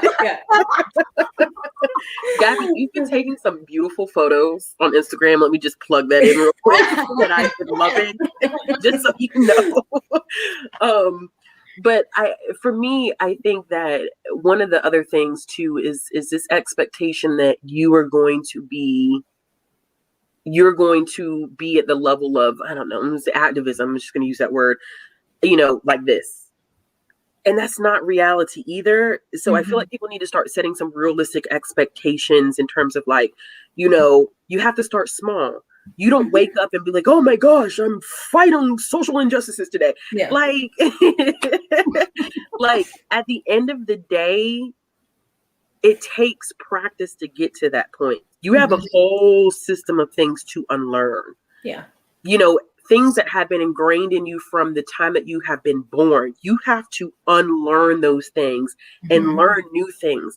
It does not happen overnight. Which is why I get so pissed when authors like Emily Duncan and whatever her name is, Janet Judith Buckler, whatever her name is. Janet. I don't like when people run. I'm taking this time off of social media to learn. To learn what? Listening and learning. Listen and learn. What are you Where are you learning? going? Where are you going? Like, it's so crazy. Like, and it's like this. It's literally, you have to consciously wake up and say, today I choose to do this. Today I choose to work. And eventually it will become second nature. The same way, and I use a lot of my own personal experiences as examples, y'all, because it's the only thing that I can talk to. Yeah. Like, I'm gonna use my hair as an example. Okay. Society has taught me that my natural hair, locking my hair, is disgusting. It's ugly. It's unkept. It's dirty. It's filthy. I literally, from the moment that I started locking my hair, had to wake up every day and say, this is who you are, and who you are is enough, and who you are is beautiful. Your hair is good enough. Even though society has taught you your entire life that your hair had to be fried, dyed, slicked to the side in order for it to be beautiful. It is a conscious effort. You don't wake up and become this new person. And I don't expect anybody to wake up and become a new person, but you have to try, and you take it day by day, which is why I don't believe the people who wake up and I'm fighting social injustices since when? Since 24 hours ago? Like, you didn't even know what racial inequality meant last week, and now all of a sudden you were a huge proponent for for fighting against it. You're like, championing the cause. That's why I said I wish people would be a little bit more transparent and say, I really don't know what I'm doing. I don't know what I'm doing, but I'm going to wake up every day and work harder. I can't be on the same level as everybody else. I'm taking it day by day, but everybody wants to be a part of the latest trend. Like, y'all, this ain't high school. I swear this ain't high school, y'all. Y'all got to stop moving like it's high school. There ain't no cool crowds and no cool and cliques and this and that. And I got to do this to look. Who cares? Are they signing your paycheck or paying your bills or wiping your ass? And if they're not, who cares? We're all book nerds on the internet. Like, right. We're nerds on a power trip. Yeah. But I mean, like, to build off of Ashley's example, like, I think you take steps to educate yourself and to change your perspective, because, like, I remember I was like, to the example about hair, I had no awareness that this was like an issue and like a way of essentially society imposing white standards of beauty on Black women, and like all of the issues around hair. I had no idea. And then I lived with a Black girl who's taught me a lot about like it really opened my mind of like, whoa, I had no idea this was like such a process. And then I saw a documentary that Chris Rock of all people made, and it's really good. It's on Netflix. It's called Good Hair. And it totally changed my perspective and like made me think about issues I had never even thought about with respect to Black women's hair. That's not changing the world, but it's like that's how you get someplace. Like every little step you take of like, oh, I hadn't thought about that, or oh, I could do this instead of that, and that would, change the way that I interact with someone. Like that's how you ultimately make change. It's not to your point, it's not waking up 24 hours later and just saying, oh, I'm a whole new person. That's not how sustainable change or sustainable like identity formation works. It's about, I come from sort of like a fundamentalist evangelical background. So like the reason that they do devotions every day is because it's like, this is how you're going to like get indoctrinated, I would say. Sorry, guys, into the certain way of looking at the world. But like, if you do that with the kind of person you want to be, like whatever that is, like if you make that a daily part of your life of like, these are the kinds of things I read, these are the kinds of people I associate with, these are the kinds of, like, that's how you actually change who you are over time. Yeah. I think people just want a quick fix. Like, well, I read this one book by a Black author, so like I'm obviously well versed on diversity, or I studied this one thing. I read the thing you give, so I obviously know everything about race relations. and I mean, even myself, just in this small time, in the last like year, because I mean I've called myself out on it, that I mean my shelves are real white, like they literally are, but like books on the shelf.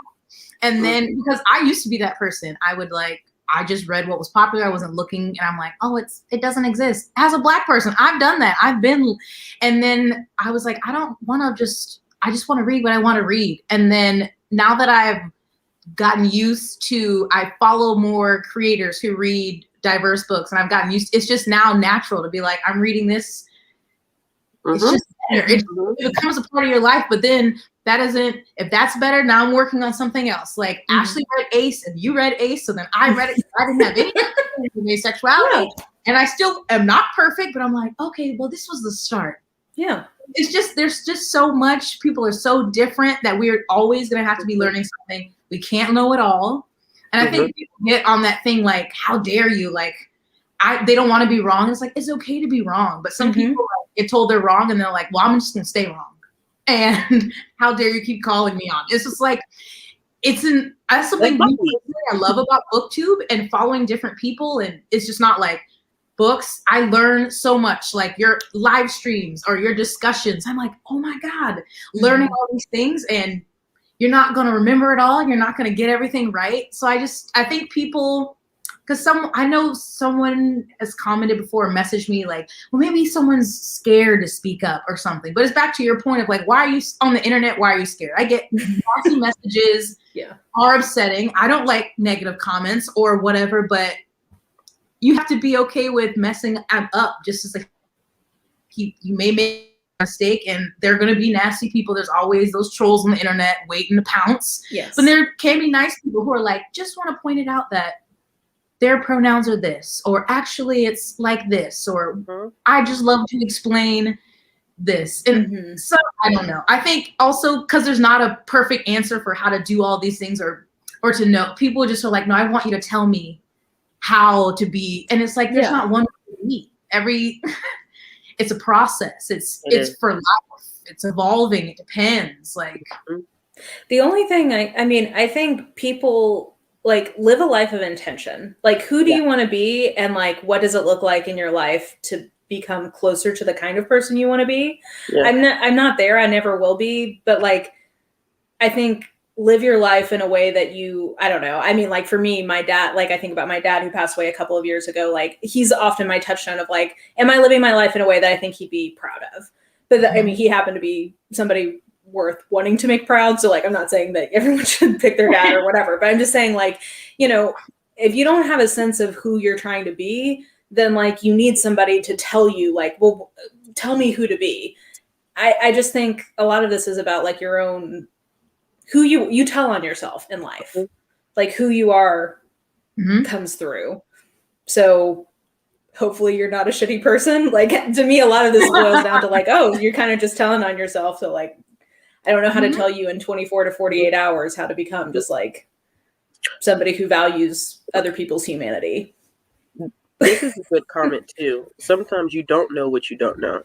You know, even, I mean, going back to the black hair experience, you know, that's a very nuanced aspect of the Black experience that a lot of people are not aware of. You know, we talk about racism and the color of someone's skin, but we don't even talk about how there's even more isms that exist within that. Colorism, texturism, you know what I'm saying? Like, it's a lot, it gets a lot deeper. And a lot of people don't know that. They don't have that experience. It's not something that's widely talked about.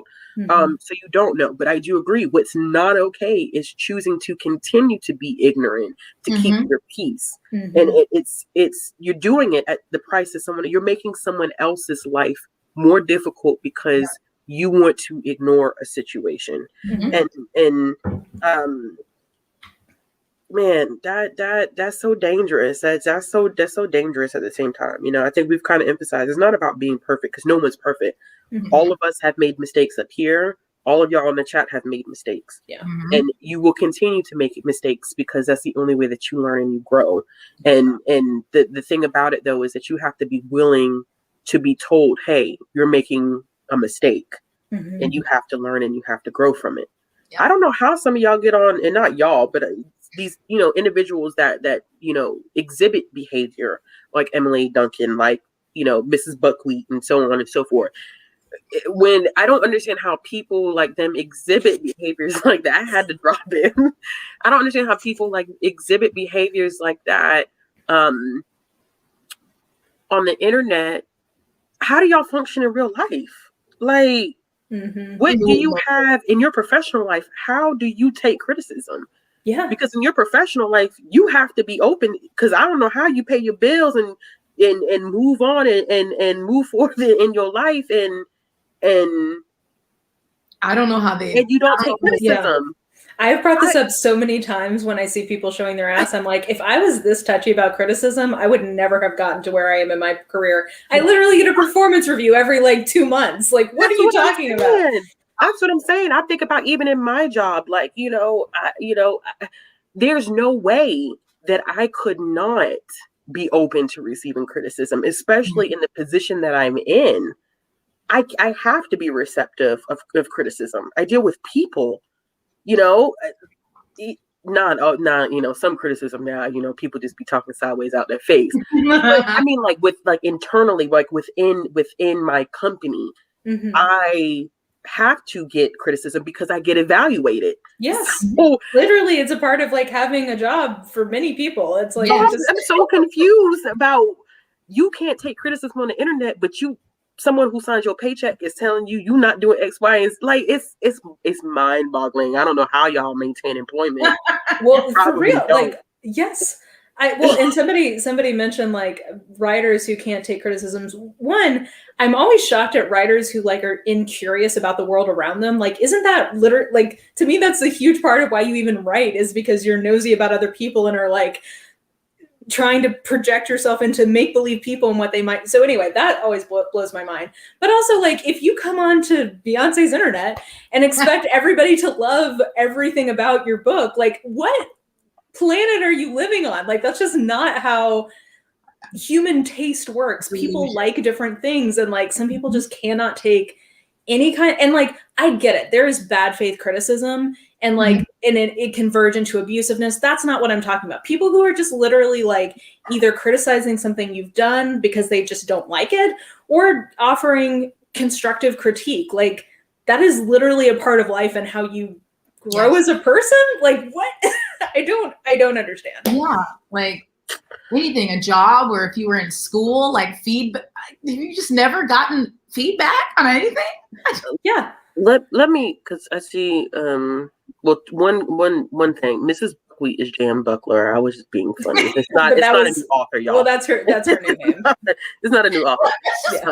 It's me being foolish. It's great. I agree with this comment here that says, in real life usually doesn't come with tens, hundreds, thousands of people. It doesn't. That's true. That is true. Yeah.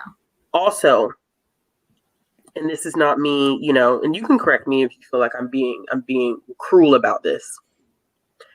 It comes with the territory of being a public figure on the internet.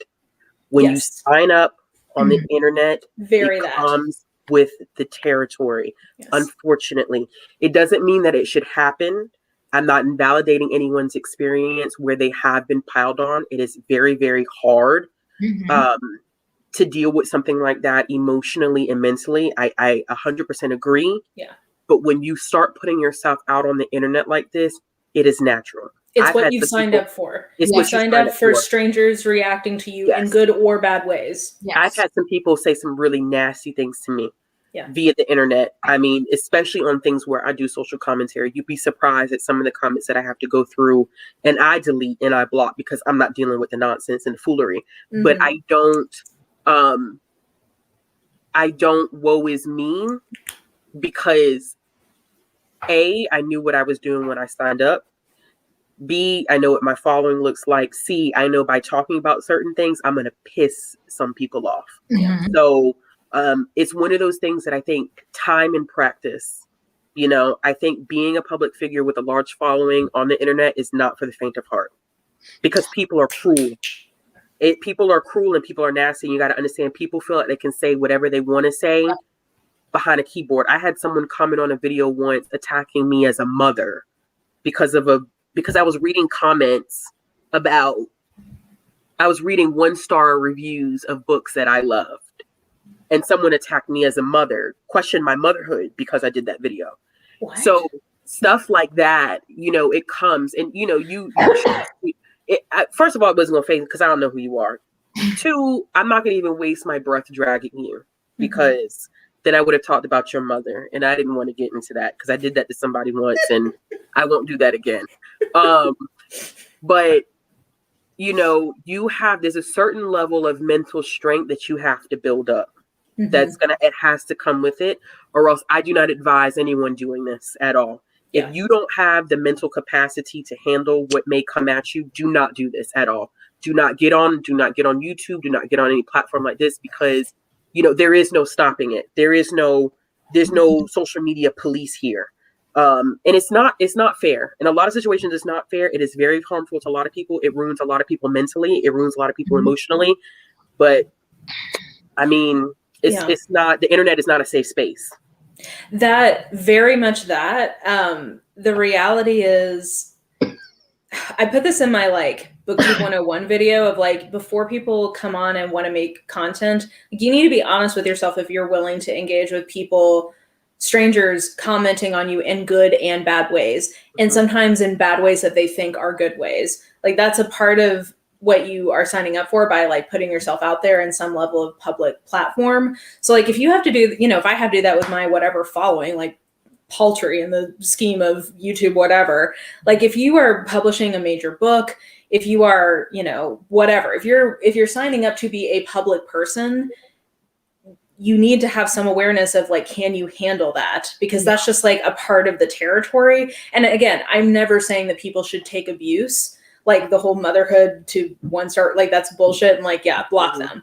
I'm not talking about abuse. You don't have to take that, but you also have to know that even if you shouldn't have to take it, it's going to come, because that's just a part of the way the internet works, sadly. So can you handle that? Yeah, it's so, I've had the smallest comments bother me for days, and Andrew will be like, but look at all the other ones. I'm like, I know, but this one, someone, I still don't even know if it was a joke, or they said, why do you always sound like you're out of breath? And I focused on it for a week. I was sorry, I was like, do I always sound like I'm out of breath? Sending my friends, and he's like, what does it matter? I'm like, I don't know. He's like, look at the other comments. So it is, I've gotten better, and then I had this guilt of I have to reply to every single person, and after a time that's you can't not do possible. that. Yeah, so but it is, there's always going to be those weirdos, and sometimes I'm like, how did you get to this video? Where did you even come from? But they're going to they're going to find something. Yeah. Instagram, YouTube, whatever. They learn everywhere. So, well, my favorite, Jess, I was reading some of the comments on your. We're at 2 hours. Oh, sorry. I think we had a time lag. I was just saying, I was reading some of the comments on your toxic fandoms video, and I was like, if only you could have the self-awareness to realize that you are commenting this way on a video about toxic fandoms. They're so close to maybe having some self-awareness, but not quite. So many mini dissertations under that video. I was like, all right, I'm not responding to any. People be writing full-length stories, and I'm like, listen, congratulations to you, bro, but I'm not finna read that. My favorite, I like to respond to those just with K. Okay. Here's your thesis. Okay. Yes. Yeah, it does. Yeah. Social media. I'm still working on this. My friend will, because I get a lot of DMs now on Instagram, and the ones that people you haven't talked to are in oh yeah, whatever, the separate little folder. And she's like, you do not have to respond to everybody. I'm like, no, you don't. I don't feel like I have to. I see the number, and she's like, you do not have to. So I'm still working there. I've gotten better with the YouTube comments, but Instagram, it stresses me out. I stopped being worried about stuff like that, because I feel like at some point, you are one human, and this is not, for a lot of us, this is not our full-time job. No, okay? this is for fun. I'm not going to deal with your bullshit for fun. Yeah, I have a full-time job. So, I literally cannot, I don't have the capacity to answer every YouTube comment. I do not have the capacity to, answer every time someone DMs me on Instagram. I do not, have the capacity to be everyone's neighborhood librarian. Although I would love to be. I have a community in person that I literally, people DM me, I have X, Y, and Z going on. Can you recommend books for? And it's like, Shawty, like, you cool, you seem like a nice person, but I literally do not have the capacity to do that for you. You know what I'm saying? Like, and it's not out of disrespect and me feeling like I'm better than you. I literally just don't have the time to sit down and curate a list for you. Like, you know, I can't do it. So I think that boundaries, that boundaries point is extremely important. And sometimes, you know, people have good intentions. They don't mean any harm. They just, you know, they feel like it's parasocial. Yes. People feel like they know you. People watch you and they're like, oh my God, I know you. No, you don't. And it's okay. Like I know it feels like you do, but you genuinely do not know me. Because if you knew me, I probably would aggravate the hell out of you in real life. Or you just have to be me and I just decide who I want to. Jess and Ashley are products of me being like, I've decided you're going to be my friend. Like, I'm just going to. But really, because I'm like, how did we start talking? Because I was just like, I really like Ashley. She's so cool. I want her to be my friend. I'm a librarian in California. I point people to their own librarian all the time. Yeah, exactly. Yes. Well, and people are like wanting me to like source books for them sometimes, and I'm like, I just don't have time for me to tell you, like, in, you know. And you have so many videos of like where to start with Nora Robert or where to start with. It's like go look at those. It's literally a function. Honestly, once you get past, I think like even 5,000 subscribers, coming up on 10, you just can't keep, like, even with as small of a social media presence as that is, you can't keep up with all the comments and DMs. And it's a shame because I miss when I could, but you just have to give yourself permission to say, like, I see it. I'm thankful for it. Usually, unless you're being foolish, but I just can't respond to all of it, sadly. Yeah. I know. I gotta work on that, but you'll get to that point. Yeah, you will. You'll have an incident. You'll let it go. Like, that's it. I can't do this anymore. I gotta reply. But someone will be like, "Oh my God, you responded." I'm like, I'm not anybody important to like not respond to you. But you are the paper of record for BookTube. The record keeper. You are the New York Times of BookTube. So yeah, I think too. I forgot what I was about to say that quick, y'all. I literally was about to say something and it literally went through like one brain cell and then just... You'll have an incident, not being able to reply to comments. That's me when I walk into rooms. I'm like, I came up... No, I really had something like... Boundaries. Oh. Boundaries are important. Watch it comes to me like 2 hours later. I hate that. Now I got it. Oh, good. Because Jess said I'm not somebody important. I think too. I don't know how this has gotten like we've gotten to here, but since we're here, you know, remember that even those with the largest platforms are still human, y'all. Yes. Yeah. They're not gods and goddesses, and you know, or inhuman if you want to get comic book nerdy, you know. So I always feel bad when like I comment on someone's video who in BookTube world has a smaller channel and they're like, oh my God, you commented and you watch my channel. And I'm like, there's a lot of people I watch in silence. I just ain't got time to comment on all y'all's channels. Exactly. I'm nobody. You know what I'm saying? Like, I am somebody. Hold on, let me rephrase that. I am somebody. We're all somebody. I'm somebody, but I am no better than you because I have a higher following. You know what I'm saying? It's not above me or below me, excuse me. It's not below me to, you know, go in and watch someone else's videos or comment or respond or anything like that. That's definitely, you know, that's not the case. So I think that whole putting people on a pedestal type of thing, you know, respect their boundaries now. Don't feel like you could just hop in somebody's, regardless of whether the channel's small or large or following small or large or whatever. Yeah. You know, respect their boundaries, but you know, this whole hierarchy thing. I mean, I get it because I remember when I went to BookNet Fest and I met people who I'd been watching for years, and it was just like, you're a real human. Like, I see you not like through the screen. That was exciting. But yeah, I mean, we're all just people. We're all book nerds. Like, that's the thing. Like, what a fucking nerdy hobby. I sit here and talk about books with Boy, people that's what's so on the crazy. internet. Y'all read books. Y'all know how nerdy you are. Yeah. Listen, the first question I ask someone if I go to date them, what's the last book you read? For real. If you ain't read no books, swipe left. So when I lived in DC, one of my friends was trying to set me up with a guy for like blind date things, and I went to a house party, and the only book in evidence was Ayn Rand, and I was like, no, this is not gonna work. No. Just quickly, I wanted to say to this that this will be in Tuesday's video. Oh yeah. Yeah. The devil works hard. Yeah. Jess works harder. It doesn't stop.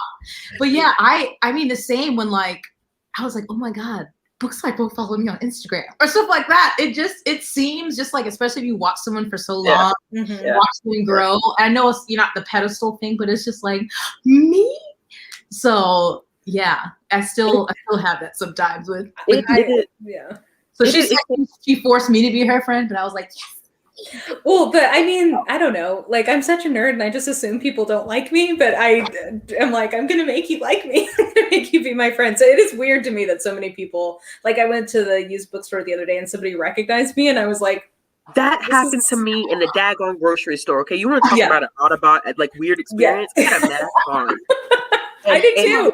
And it was weird. First of all, it was a normal conversation, and she's ringing up the groceries, and she's like, you've been enjoying this weather? I said, yeah, it's been nice. And I don't know whether it was my voice or because you literally could only see my eyes. Yeah.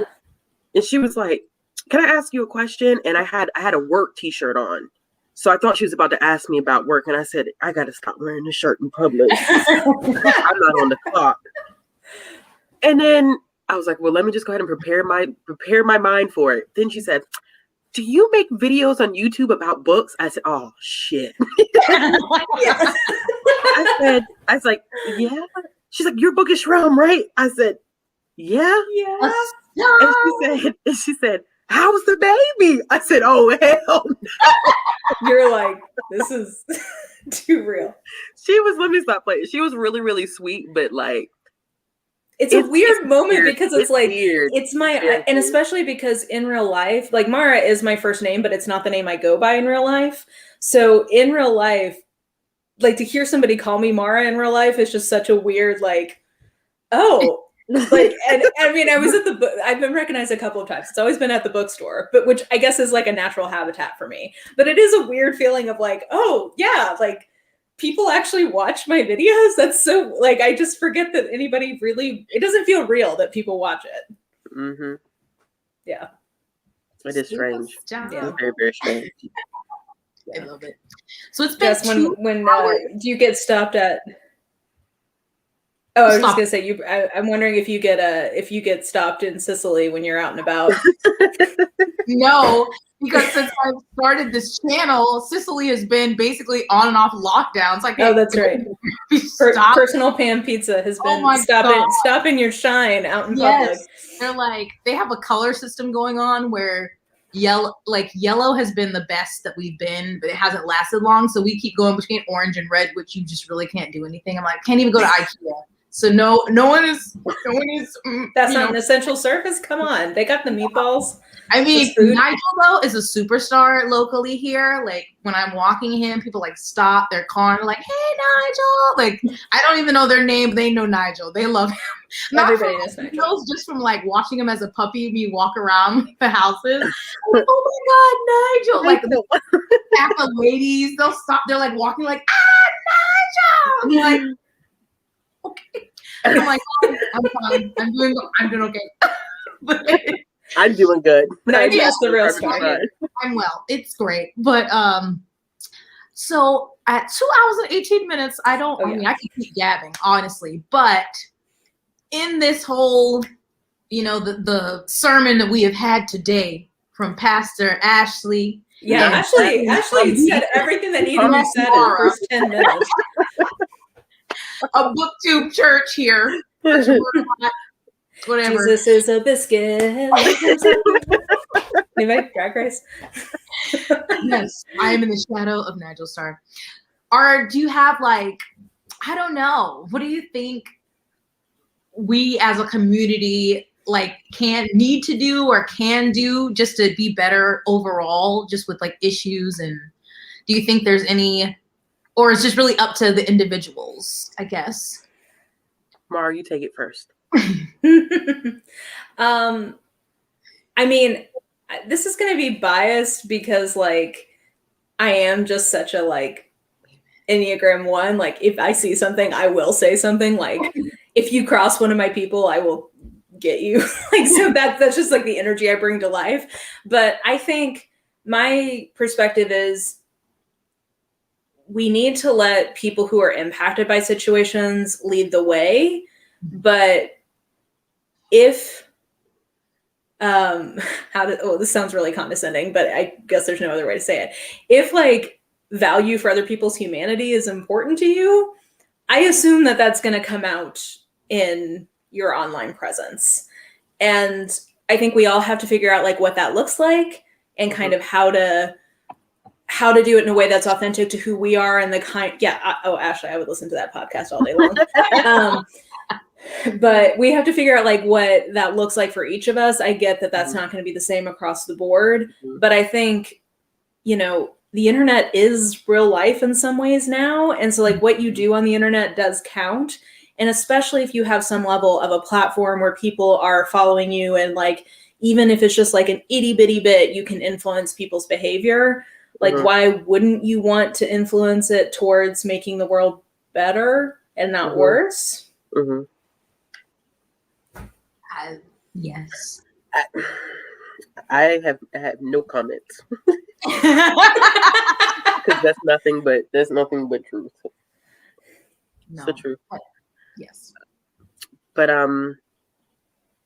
for me, I was saying I had no comment to what, because it sounded like I said I had no comments at all. But I mean I had no comments to what Mark was saying because it was true. Yeah. That's why I was like, wait, hold on. It probably sounded like I was saying like I have no comments. No. This is just like a final. Is this like a piece of advice type of thing? Is this what? I mean, it's whatever, Pastor. Just where's the Spirit leading you right now? Where you're sending us out into the world to live and serve one another. Honestly, I think that I'm not a pessimist. I feel like I'm more of a realist. And I think that a lot of the work that BookTube has to do, the book community, whether that's through Book Twitter, Bookstagram, BookTube, whatever the case may be. And Bookstagram is kind of a funny thing for me because I'm not on there as much. So I don't really catch a lot that happens on Bookstagram. But it has to start with the individual. I think that self-assessment, that self-reflection, like you really have to think about like where you're going or what you want your purpose to be. What you want your purpose. And I always say that, like, what is your purpose in this community? What do you want your platform to stand for, whether big or small? It doesn't, I think at this point when people are like, oh yeah, well, if you have X amount of followers, no. If you have 300 followers, if you have 50 followers, what is your intention behind your platform? And only you can answer that question. But don't rush to support if your heart is not in a good place, because you're harming more than you're supporting. You've got to listen and learn before you can open up your mouth and speak in agreement with anything. And I think that once again, I always sound like a broken record, but I feel like, maybe it's the parent in me that, sometimes you got to say things a couple of times before, people pick it up. I always say allyship is Gucci. It's cool. You want to be an ally, that's cool.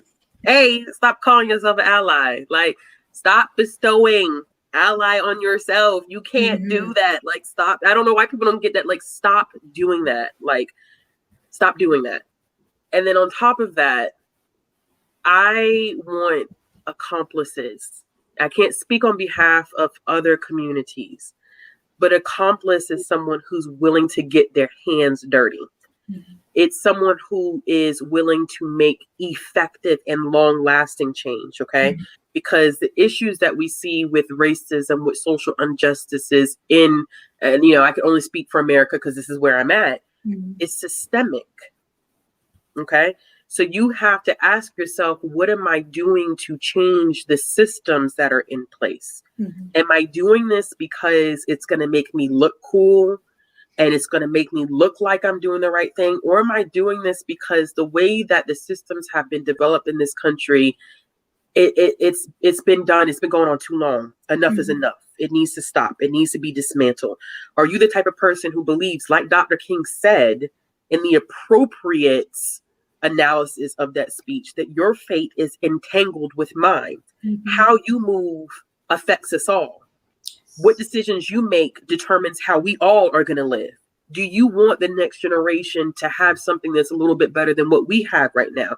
Those are all questions you have to ask yourself, because if you don't do that, BookTube is going to continuously go through the same cycles Mm-hmm. over and over. Every time something happens, it's going to be, why didn't you speak up on Twitter? Why didn't you do this? And why didn't you do that? For those of you who are being impacted, stop begging people to do the right thing, because all it's going to do is going to piss you off. It's going to hurt your feelings. Mm-hmm.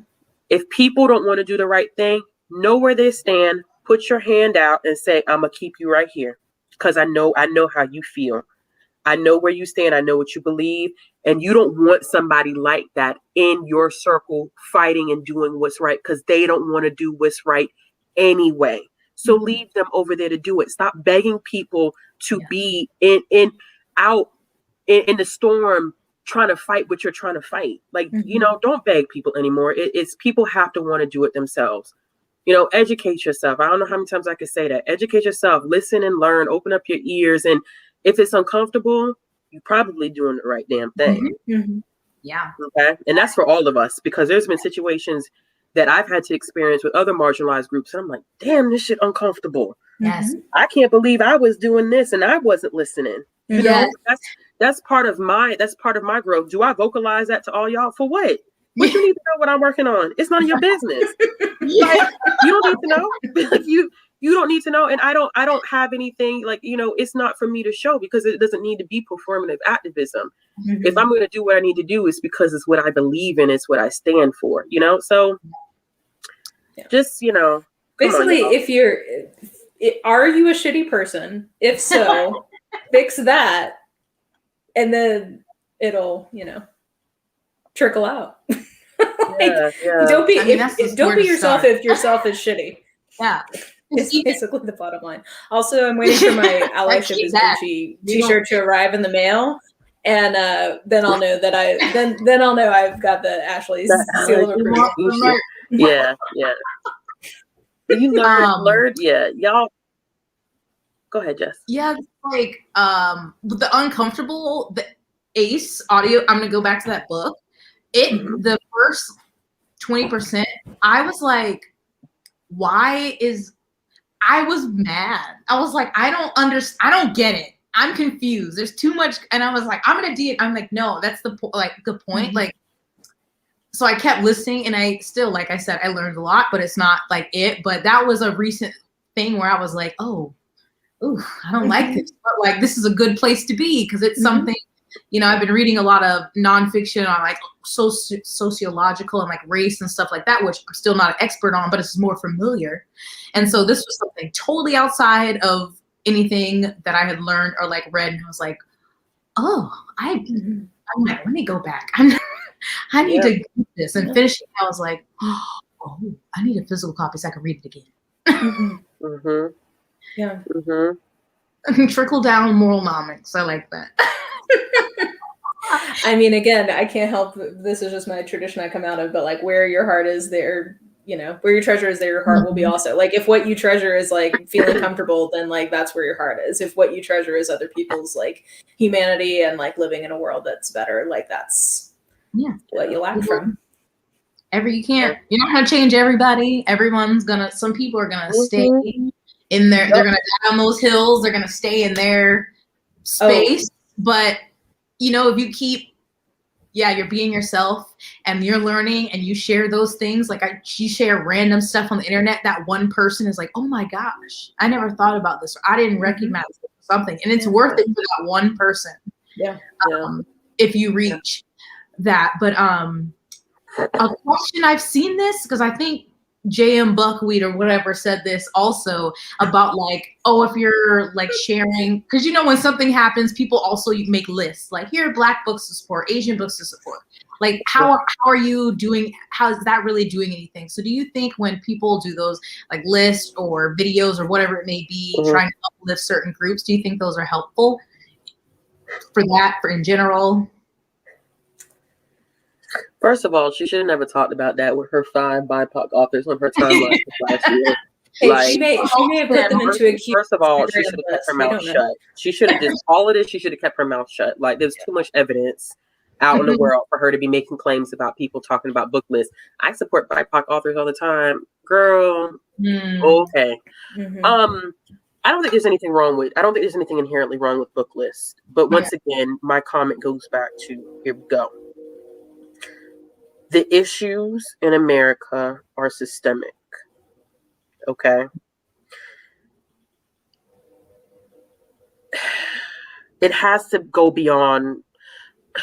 Reading books can educate you about someone else's experiences, right? I'm not going to say that. And then, you know, there's conversation about supporting marginalized authors and what, you know, that could possibly do for the publishing industry. That's what I said. It's not like it's a book list is inherently bad because it does have its benefits. But that's not enough. If that makes sense. You know what I'm saying? There's nothing wrong with creating a book list and saying like, here are authors that you should support, or here are some nonfiction books that could possibly educate you on the subject, or whatever the case may be. You know, I mean, books are knowledge. Just how a lot of us learn is by reading a book, reading about someone else's experience. I'm a librarian. I'm never going to tell you that a book list is bad. Okay. I can't fundamentally in my soul, I can't tell you that it's a bad thing.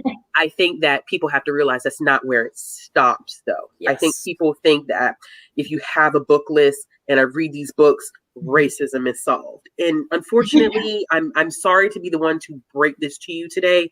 It doesn't. Like it doesn't. It doesn't magically erase things. So while I think that it's for readers, it is something that they are familiar with and it's easy to connect to.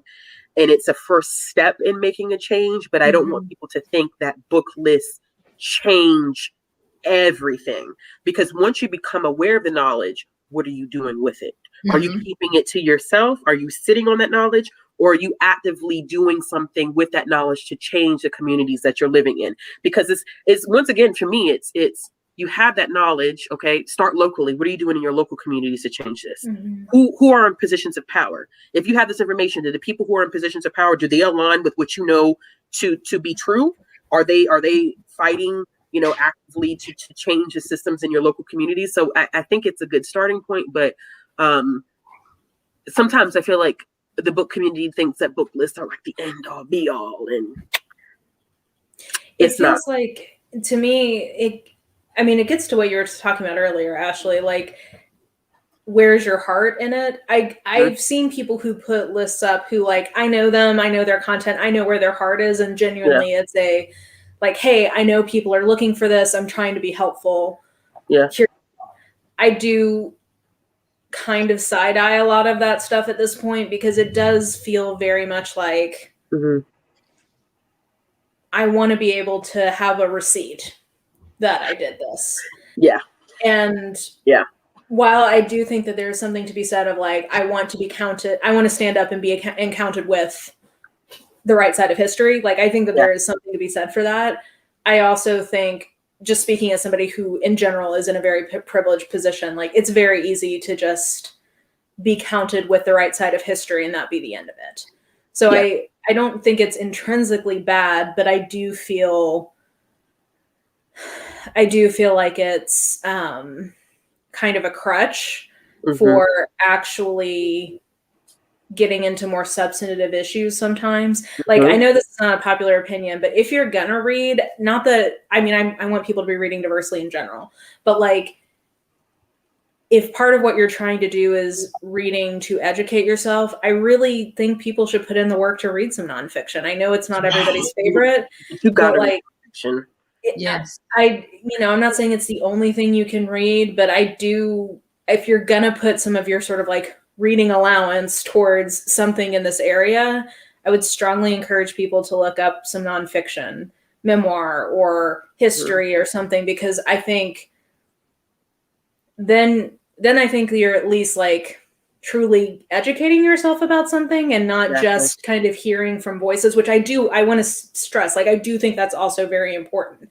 But if, I don't know, anyway, maybe that's just like a side note, but I just think it's really easy to feel good about yourself in trying to be supportive. And if that's the main thing you're getting out of something, like, it's time to rethink.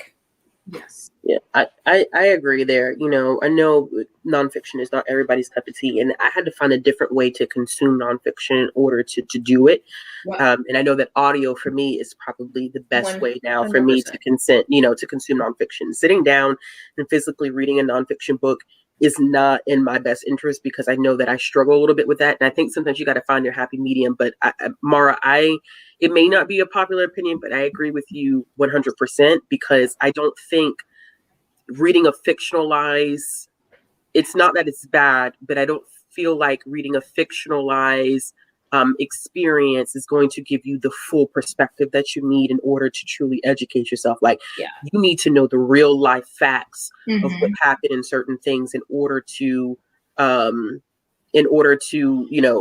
truly educate yourself.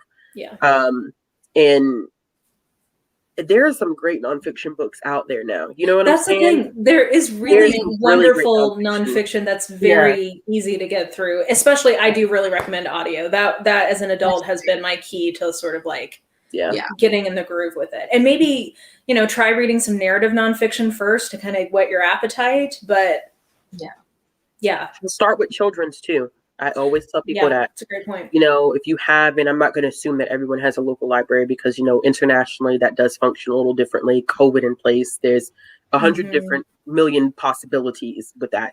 But, if you can, check out your local libraries, children's nonfiction. And that was the way that I had to ease myself in it. Even as an adult, there's nothing wrong with, which that's a whole nother conversation about. Next live stream. Exactly. Children's literature and the things that happen in terms of children's literature here in the community. But children's nonfiction is a great place to start if it just is not your thing in general. I think that the facts and information are still there, but it's condensed in a way that's a little bit more accessible for those who are newer to nonfiction. Or there's a lot of great graphic novels. Yes. Just had a video about where to start with nonfiction. Just to plug that. Bethany. Oh yeah, Bethany did. Yeah, Bethany did just have a video. Shameless plug, Bethany. Yeah, there you go. But just nonfiction graphic novels, there's more and more things. So that's another good way to break in. But March is a autobiography from Representative Lewis, and like, this is fantastic. They Called Us Enemy is a good one about the treatment of the Japanese American community during World War II with the internment camps is another one. I believe The Best We Could Do is another. I mean, listen, if y'all want, there's so many, once again, have a conversation about comics and graphic novels and how it does in BookTube, but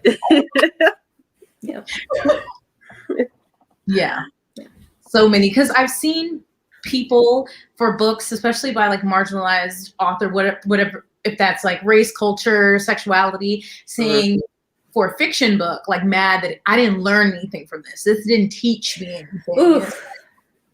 It was a fantasy story. Well, and I think fiction can be really powerful in building people's like empathetic connections to different experiences that they've not had. So like, I do think that fiction has like a really powerful function in that way. But if you're expecting fiction to like teach you about XYZ, I just don't know that it's a different kind of knowledge. If you're looking for more sort of like objective or cognitive knowledge. I just think nonfiction does work that fiction is not designed to do, and it's not fair to ask it of that. Yeah. Oh, show. She Came to Slay, by the way, it's not a graphic novel, but it's a very readable biography of Harriet Tubman that I read at the end of last year that was really good. So there's all that to say, there's plenty of very accessible places to start with nonfiction. Yeah. I mean, I was on that of like, oh, nonfiction's boring. And then found so many great recommendations. And now every day my library app is like, your hold for, I'm like, oh, not right now. I know. I've been delaying a release of like 2 audiobooks for months because I'm just like, I'm not in the mood. I gotta push this back again. I read too many, I read The New Jim Crow, and then I read Between the World and Me. Ugh. And then Cast audiobook came in, and I'm like, not right now. Yeah, you gotta push pause. You should, don't do that to yourself, because I did that in February and it ruined me for about a good month to do that. It was too much. I was like, and even when I read fantasy that had themes of racism and microaggressions, I was just like, no. I started Kindred by Octavia Butler, and I was like, I'm tired. I cannot right now. So, so sometimes you just need some fluffy romance, which is might be why you're on that kick. Yeah, and I'm like, I need to read some more happier nonfiction, because I've been reading a lot of ones that are really great, but they piss me off because of things I learned. So I'm like, I need to read something about mushrooms or plants or something.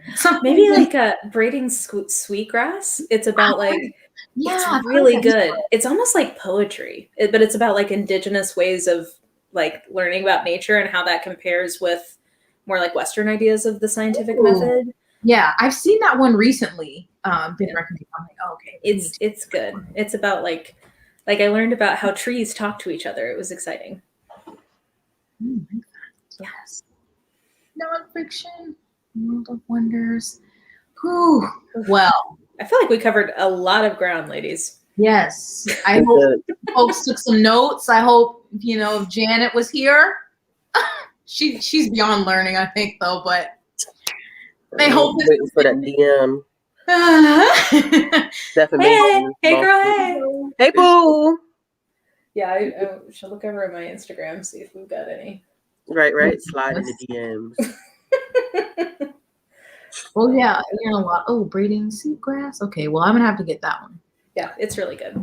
For sure. I read it almost like a devotional because it was just so beautifully written. It's I wanted to sip it like poetry. It was lovely. I need to get back on for a while I started getting back into nonfiction with my books about death.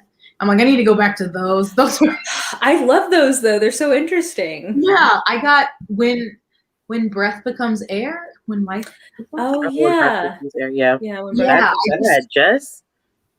Yeah.